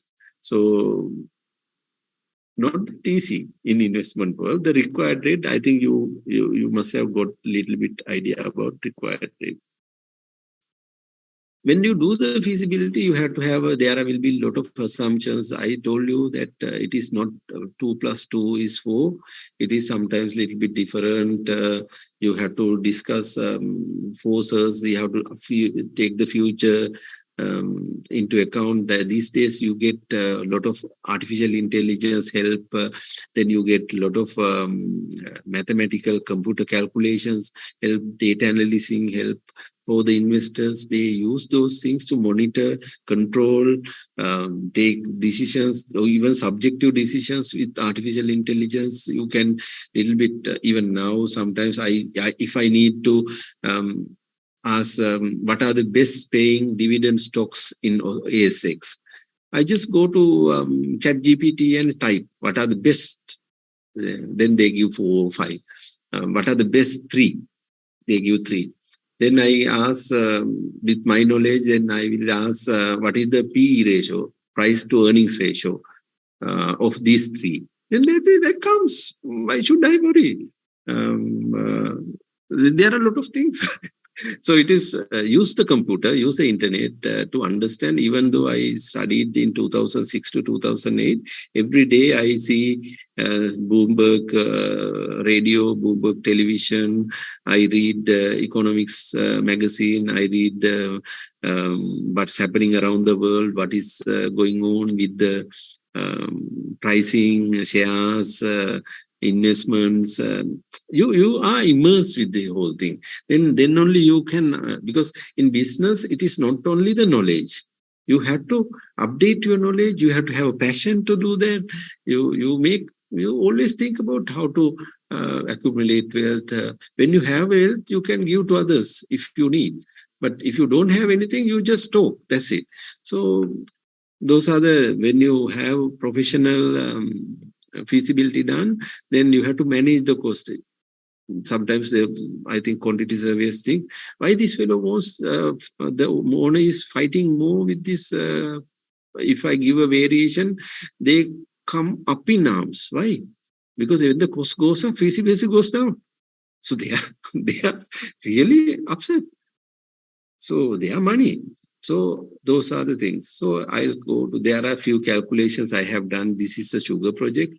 When I share this one with you, this slide, this will also comes. You can see how I have done about sugar feasibility. Then I just go to have two or three small slides. One is who are the parties involved. So we have developers and investors. Generally, the developer have to identify the project, negotiate the land purchase, project manage the construction and sell the products. So he's a developer. If you're an apartment developer, he's do land, everything, and then finally sell. Mainly related to real estate developments. Investors merely provide the funds. Sometimes there is in my Paddy House power generation project, there is a developer who has got all the approvals or power purchase, signed the power purchase agreement for last year, done the design and all those things. Then we are looking for now an investor to put the money. So we need $5 million. We are giving the investor 70%. The consultants and the promoters as us, we are getting 10% because we are bringing this money and we are the consultants also for the project. We are getting 10%. So the developer is getting 20%. So that's the structure we are proposing. So he put 5 million, he don't put 5 million because we have to show that our contribution is worth 10%. We have to show that the developer's contribution also 20%, that is at least $1 million. Because he has a land, you have to value those things. You can't just say, oh, I need 20%, I need 30%. You have to value and show. Then he puts 70% because he's taking a huge risk. So those are the investors do. When you come to other parties, common type of investors, we have banks and financial institutes. Even I was just thinking of for our Paddy House project to go to the bank, go to an investment bank like DFCC or NDP. We don't have investment development banks. We don't have that. They also go into, so banks and financial institutes are there. When I did the Hyderabad project way back for another developer, he gave me 15%. He put first 30%. Then we both get, I didn't put money. We both went to bank and got 70%. The investor put 30%. I got 15% of the shares. He got 85% of the shares. We both went to the bank and got 70% of the loan. Then project is finished and then we operate 2 years. and then he wants to sell the whole project and get the money back. He sold at 250 million that time. Yeah, around 250 million, 2009. He sold to American investor, and I got my 15% of 250 million, and he got 85% after settling the loan. So that's how. So you can go to the bank, but you have to put money. There are personal investors and peer-to-peer investors. Those are like high net worth individuals who has money, and they comes and tell, okay, I have 100 million. I'll put the money. The basic misconception here in Sri Lanka is everybody thinks people has money in their pockets and come and do it. No, it is not so. It never happens. People have money. They are putting those in other instruments like deposits. They are putting the money in the shares. They are putting the money in the other ventures. Sometimes they don't put anything. They have money in where you cannot take. Then there are different ways of getting things out. So there's no people who has money in the pocket just idling, lying around. If the person has money, that money always, every minute it works for him. When I bought a house in Australia, my kids are living, and they are paying me the rent because I don't want them to be very comfortable without paying me rent. Then when we all get a money, when we all get another house for renting, we put some money for the rent, and we had the mortgage. Then the person who is renting pays the mortgage. So every minute he is paying the mortgage, every month he is paying the mortgage, and that accumulates our wealth. So if you have money, if the investors have money, those money is not just idling. Those money is working every minute to them. So the misconception is people think in Sri Lanka, especially government officials and the brokers in Sri Lanka and the politicians thinks the people have money having in the pocket and just they're idle. They are not like that. So there are seed capital investors, small projects like new projects. If you find new invention, I find always the TV and Sri Lanka say, we have this invention, we have that invention, nobody's looking at. So we had to have a seed capital investors and angel investors for them.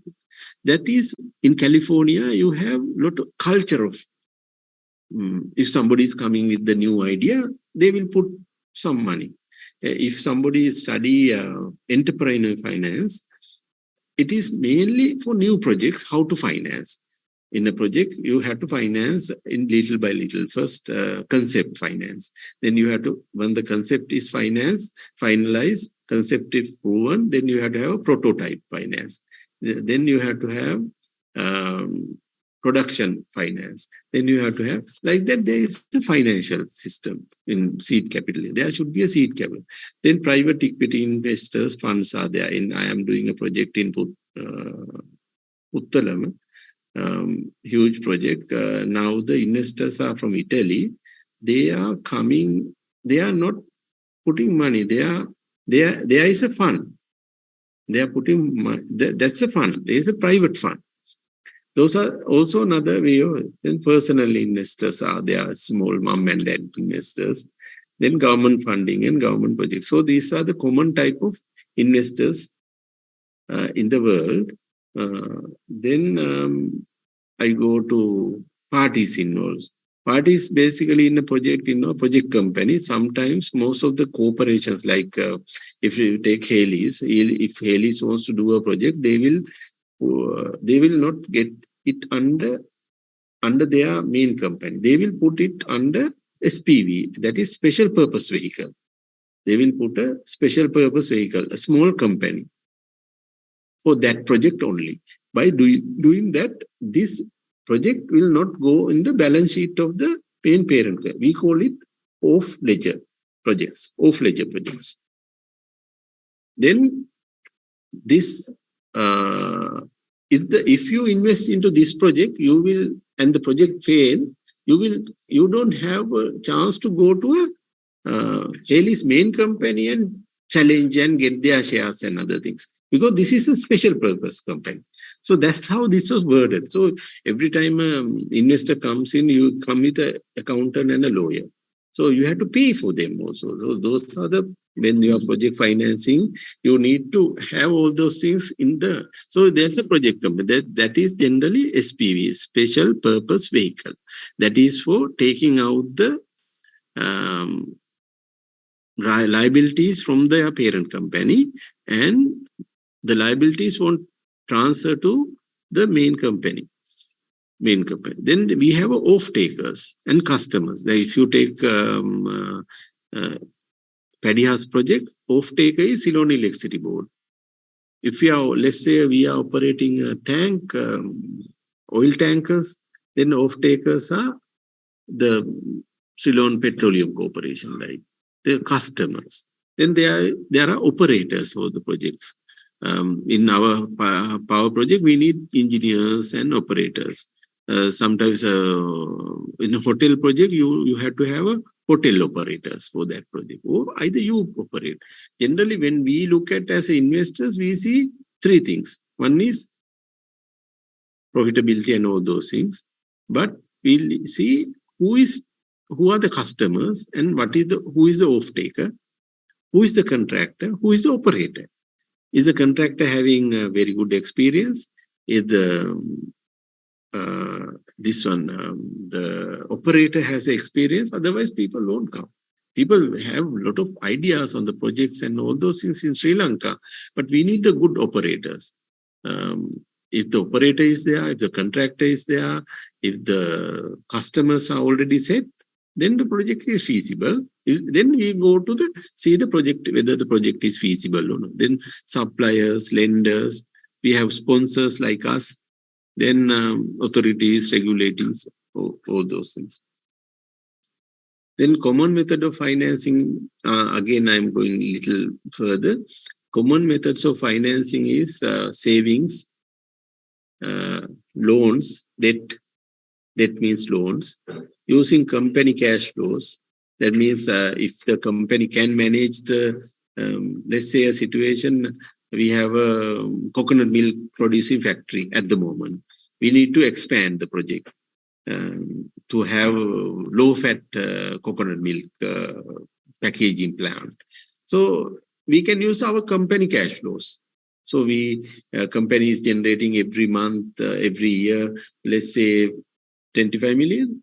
We plan it according to 25 million in the first year, second year 25 million, third year 25 million, 75 million. We plan it using the company cash flow. Or otherwise, if the company has cash savings, we can use that. Or otherwise, we can say both mix of that.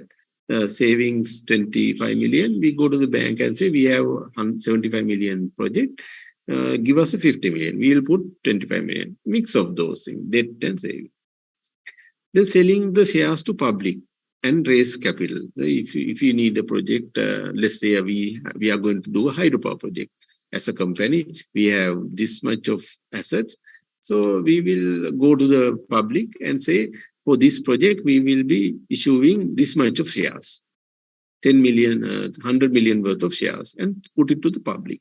Public buys shares and the money comes to the company and we use that. So selling shares to public can raise the capital. Seeking a partner for the project also possible. Sometimes we can have a SPV, a special purpose vehicle for this one, and then we give 10-70% of shares to a partner. Maybe operator. Operator we will give 25%. And something like that. We can issue bonds. We can say bonds is like this. Shares, when you buy shares, you get the profit. But if something happens, you don't get only the residual value. But issuing bonds means, okay, we say today we say 2027, we give you for this bond, I'll buy the bond at 75 rupees, but we will give you 100 rupees. So it's a kind of a bond. I think everybody knows bonds because of Sri Lankan bond scam thing. But for the projects also, we can issue bonds. Not for us, actually, corporate AAA rating companies can. So PPP structures also there for government projects. You can do PPP structures. I am not going to do. But anyway, you need to set up a special purpose vehicle for tax and other liabilities to take off-take balance sheet and non-recourse funding. In non-recourse funding is where you are not, funders are not able to go into the main parent company, that they can, they have to stop at the project level. They can't go into that. But if you get the shares of the company, then that is definitely different. New techniques are, you can tap high net worth individuals for, I know one of the wealthiest person in Sri Lanka, a lot of high net worth individuals putting money with him. If he wants to do a hotel project, he will tell them, I am going to do a hotel project. I am putting 15%. Are you coming? Then everybody is putting 10%, 10%, 10%, 10%. Nobody knows whose money whose, but he is doing the project. So high net worth individuals are there in the world. So the other one is, I told you once, I told you that I am doing a project in Puttalam, a hotel project. The investor is in Italy. They have a fund. They have 250-year-old fund. It's called capital. It is a trust fund. So the money, some or other, they got the money, their ancestors, and put it in the trust fund. Nobody can touch the money. But for a feasible project, they can issue a bank guarantee. So the trust fund issue a bank guarantee to Dubai Bank. Dubai Bank gives the money to Dubai Bank, send the money to Sri Lankan Bank, and Sri Lankan money releases the money to us for doing the project. You will be thinking, why is go to Dubai? Because whenever is this type of arrangement talk to Sri Lankan banks, they are really afraid. They don't know what to do with those things. So our banking system is so primitive. They are not exposed to anything. What they need is, they know is getting our money, people money, and buying the government bonds, giving a loan to the government. That's the only thing our Sri Lankan banks knows. Getting our money at 5%, selling to government at 25%, and make 20%. That's what they know. They know that's it. That's why when we first discussed with the Sri Lankan banks, they said, no, we don't have that kind of capital.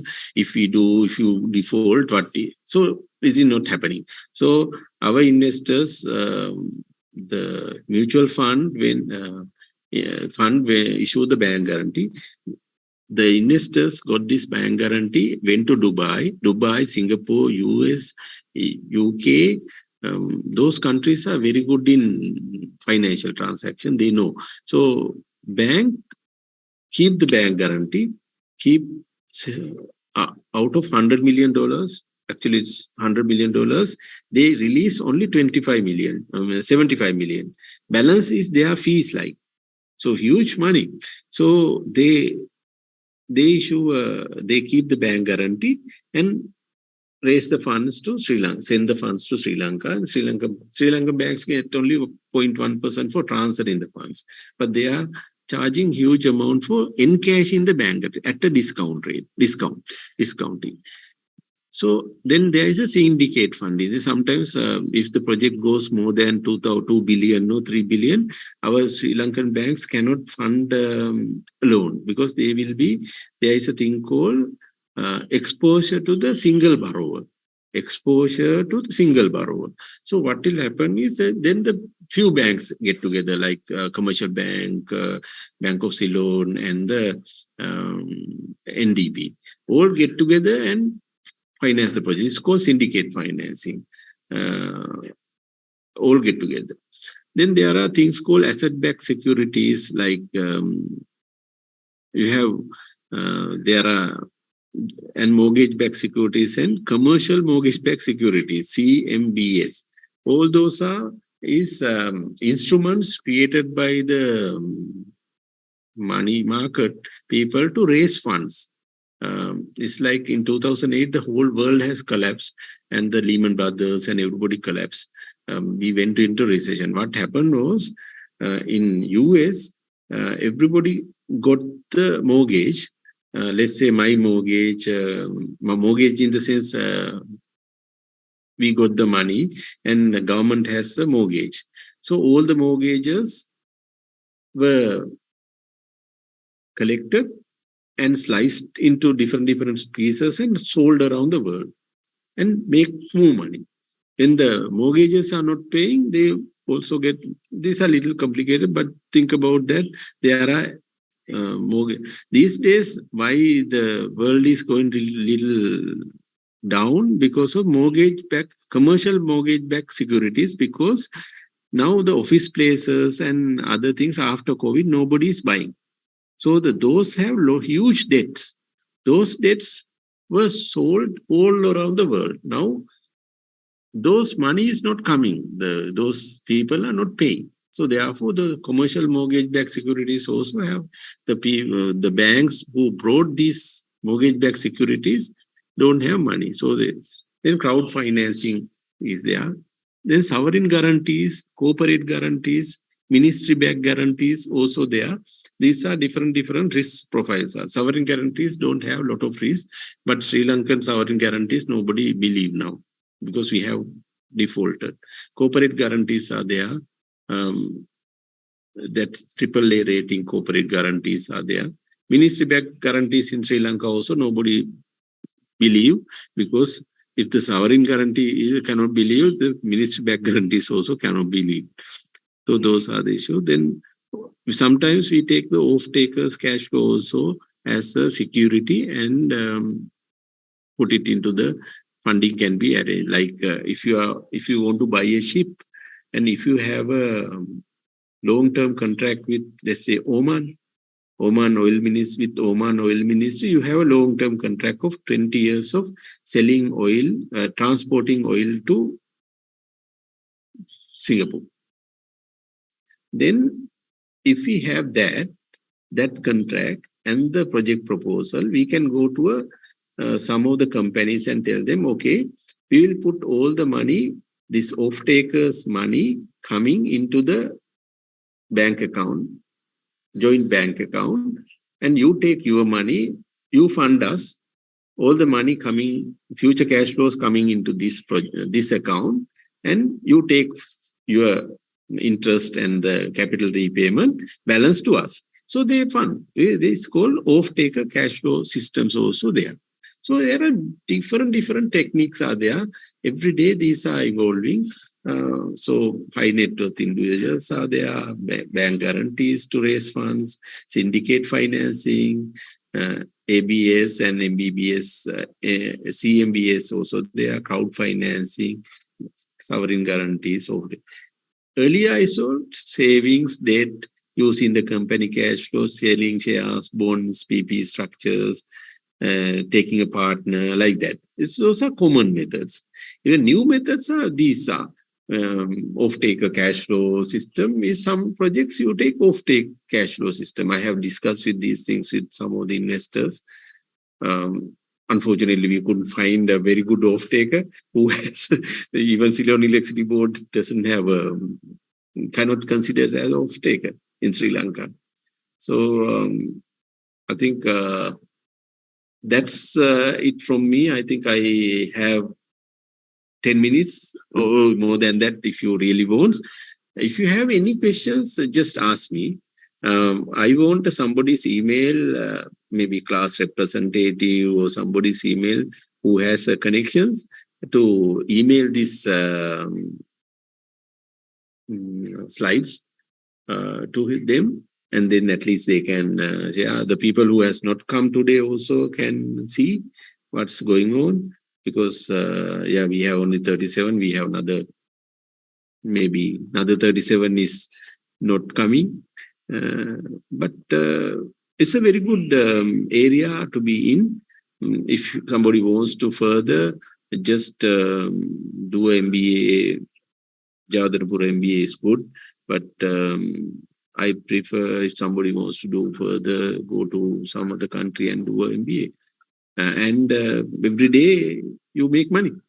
That's what need, because when I read some of the things like the founding principles of USA is equal opportunity for everybody to make money. And the second principle was freedom to enjoy what you make. That also good. Here you don't have that also. You don't have freedom to enjoy what you have. Because government is putting a lot of people watching. There are a lot of things. But we have two chats. One is, okay. So can you please re-explain syndicate financing? Okay. Syndicate financing is, there are few people comes back. Actual syndicate financing is where few parties get together and financing a project. But in Sri Lanka, generally we have banks are the one funding. When I have a, let's say, 5 billion worth of project, 5 billion Sri Lankan rupee project, we go to a bank. Then bank sees and see, if I fail, whole bank can fail because it's single borrower risk is more. Single borrower is myself. So what they generally propose is, okay, let's have 3, 4, 5 banks get together. They share. Lead partner will fund 1 billion. All the others will fund 500 million. Like, then everybody get together as a syndicate to finance this one. There's another word also for this one, but I generally call it syndicate financing. Everybody get together and finance it.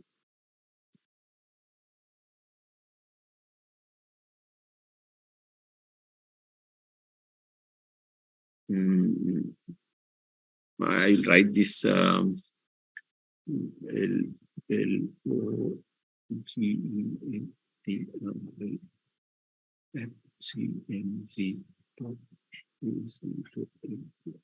I will send it to Logendra, the slides. I don't know whether it's possible. I think it's possible. I will send this one.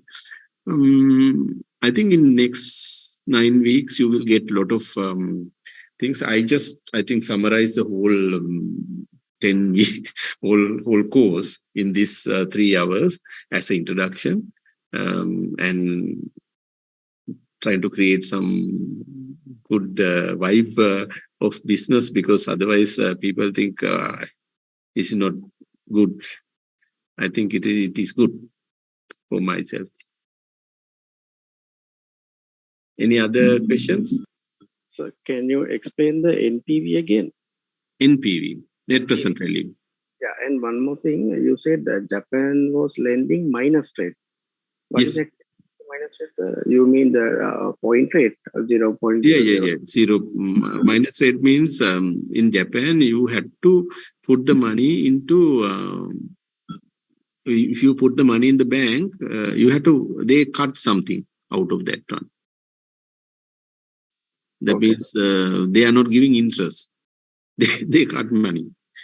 So that's because Japan is going another way of, because there also inflation is high, but their economy is not going really well. The GDP growth is not there. So therefore, they don't want to increase the interest rate. If you increase the interest rate, GDP further goes down. Therefore, at the moment, Japan is keeping the similar rate, but US and other parts of the world, US, UK, and everybody is increasing the rates. That's what happened. And the NPV,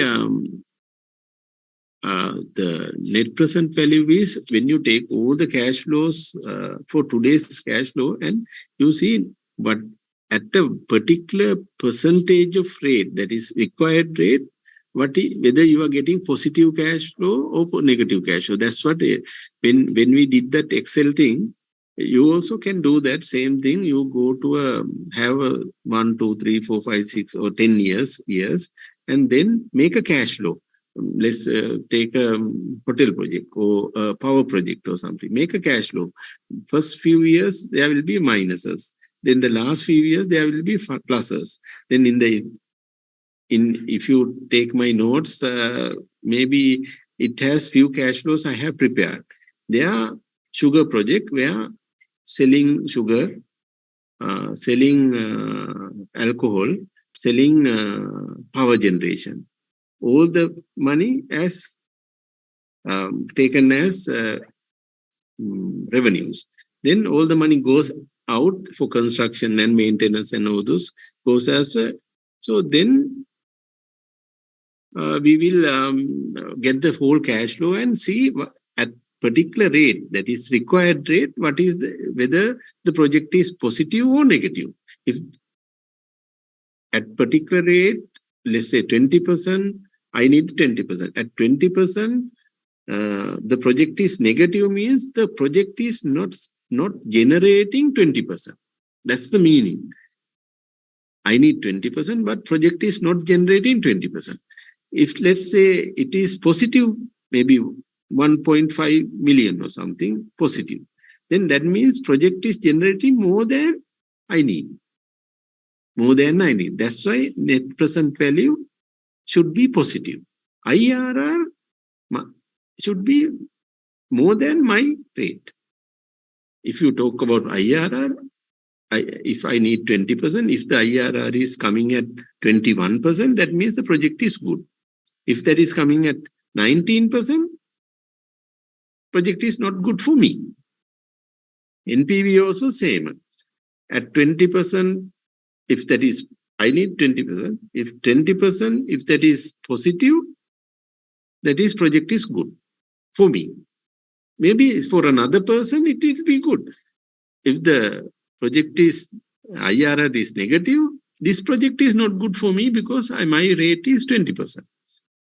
I go back and say, oh, no, I need 15%, then the project might be positive. So what you should do is you make a small cash flow, like I did in Excel, and put plus NPV, put the number, then adjust everything. Think about you are buying a second house for renting. What will happen? At the end, So these things can do. I think I explained, but you have to do a lot doing the NPV. Yes, then there is can you tell us about how to decide fee for feasibility studies doing by a firm? That's bankable feasibility is very expensive. Sometimes if you go to Big Four accountancy firms like KPMG, Ernst & Young, Deloitte, like that big consultancy firms where the banks won't question. Sometimes it goes more than $10 million because they are also putting there a lot of research and everything. As a percentage, it will be at least 3%. I have seen they charge more, but according to the projects and the project requirements, but it will be around 3% they will charge. But you can negotiate always. Sometimes you say, I don't need the marketing part. Architectural part we will be doing. We can do architecture, costing and all those things. Because as quantity surveyors and engineers, architects, we can do that part. Then legal part, our lawyers can do. Then they are doing only the financial part. The financial, even though we say it's easy, with this feasibility, the company think, okay, we are going ahead or not. So that has to be very, because if those assumptions are wrong, you will be sued. Like quantity surveyor gives a preliminary estimate wrong and the project goes off and cannot finish the project, he will be sued. Like feasibility also, they put a lot of disclaimers, but once you give this project is feasible, go ahead, they are completely responsible. So therefore, they are charging that one.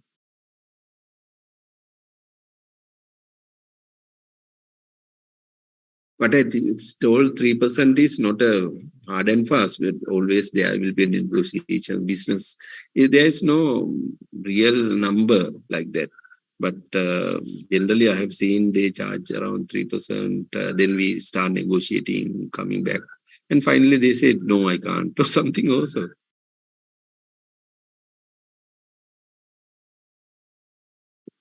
Any other questions? I think if you when you finish the course, if you really need me to come back and you have a lot of questions, just tell them we need Mr. Upul for 1 hour to ask questions. I am happy to come and talk to you about how the things are happening in Sri Lanka and around the world. But you next 9 weeks, you will be learning a lot on feasibility studies, funding, financing, and all those things. Sorry about my presentations are not that great. No colors, nothing. I'm not good at that.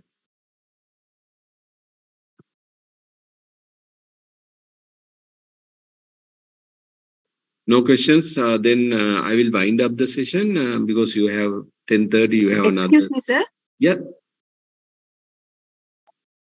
Yes. Sir, is this module will help us to enhance our knowledge in entrepreneurship? Definitely. Yeah, but not specifically not only project. I think that's how. Is it, yeah, I think that's how people can might. That's correct. That's how I thought of conducting the thing, entrepreneurship, business ideas and personal finance and all those things. When you talk about entrepreneurship, it's basically entrepreneurship is coming as new inventions, how to start a project, how to start things, how to fund new things. Entrepreneurship course also in MBA is mainly based on how to fund and how to survive and how to proceed with the new things. Like let's say a situation where actually my elder daughter they were doing developing a small gadget like a wristwatch where swimmers can swim, and if something happens to them, they can touch it, and then the fire department in Australia can locate them. So how to fund this one? The first, there should be a concept. For the concept, you have to prove the concept first. For that, they have money. So they spend around $5,000 and spend the money and prove the concept. Then they need to do a prototype. For prototype, they need $20,000. So what they did was they went to a person and got 20,000 and gave him 20% of shares for that 20,000. That fellow is taking a huge risk because this only the concept was done, prototype can fail. Then the prototype was passed. Then these 4 people in this group has 80% and 20% was given to the first investor. From the prototype, they had to have a miniature version of, they call it scaling, miniature version of equipment. That prototype had a big one. Prototype is a big one. Now they had to test the smaller one. So therefore they need for $50,000. Then they got another person for $50,000 and he gave him 15%. Why 15%? Now he doesn't have a lot of risk because the prototype is working. So miniature version was done. That was successful. Then actually what they did was they sold the whole thing and got some money. But after miniature version, you have to do the factory production part. designing, testing, factory production part. For that, you need to hire a factory and do that. For that, they need 200,000 like. For that, they will give them, the person who is getting the 200, giving the 200,000, they give them another 20% or something. Because he doesn't have a lot of risk, because factory version, everything is working now. He has to only fund that he doesn't have. So finally, the inventor get maybe 20% or 30%. The whole team is get 20% or 30%. But the factory person, the investor, that's how the entrepreneur finance works. For that, you need the people who, angel investors who are willing to invest for these things. So when you want to study project finance, entrepreneur finance, this kind of things also you will learn, and how to manage those things, all those things. That's why this area is very interesting. After this MBA, maybe in midlife, you do it. Even now, I am studying for insurance, exam for insurance at the age of 57, because you learn a lot. You can understand things, not only to have names, MSc or something under your name, but also to study and get things done, because we live longer than our previous people, because everything is good. Medicines are good, techniques are good. Even yesterday I saw artificial intelligence help a paralyzed man who has spine was broken into two is walking because of the artificial intelligence. And Elon Musk's Neuralink was approved by last week. It was approved by the FDA in America, drug testing authority, to human testing. That means he can implant Neuralink. They will implant things inside the brain to cure us, Parkinson and all those things. So you had to up and running in the life. That's the main thing. Don't give up. Country may be gone down. That's okay, but we'll come back. That's why I always think.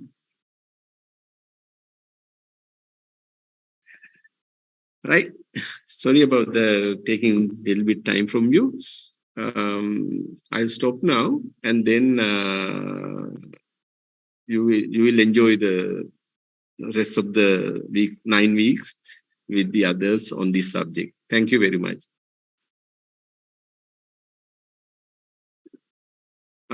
Any other questions? If you Thank you, sir. Yep. Thank you, sir. No worries. Thank you, sir. Thanks.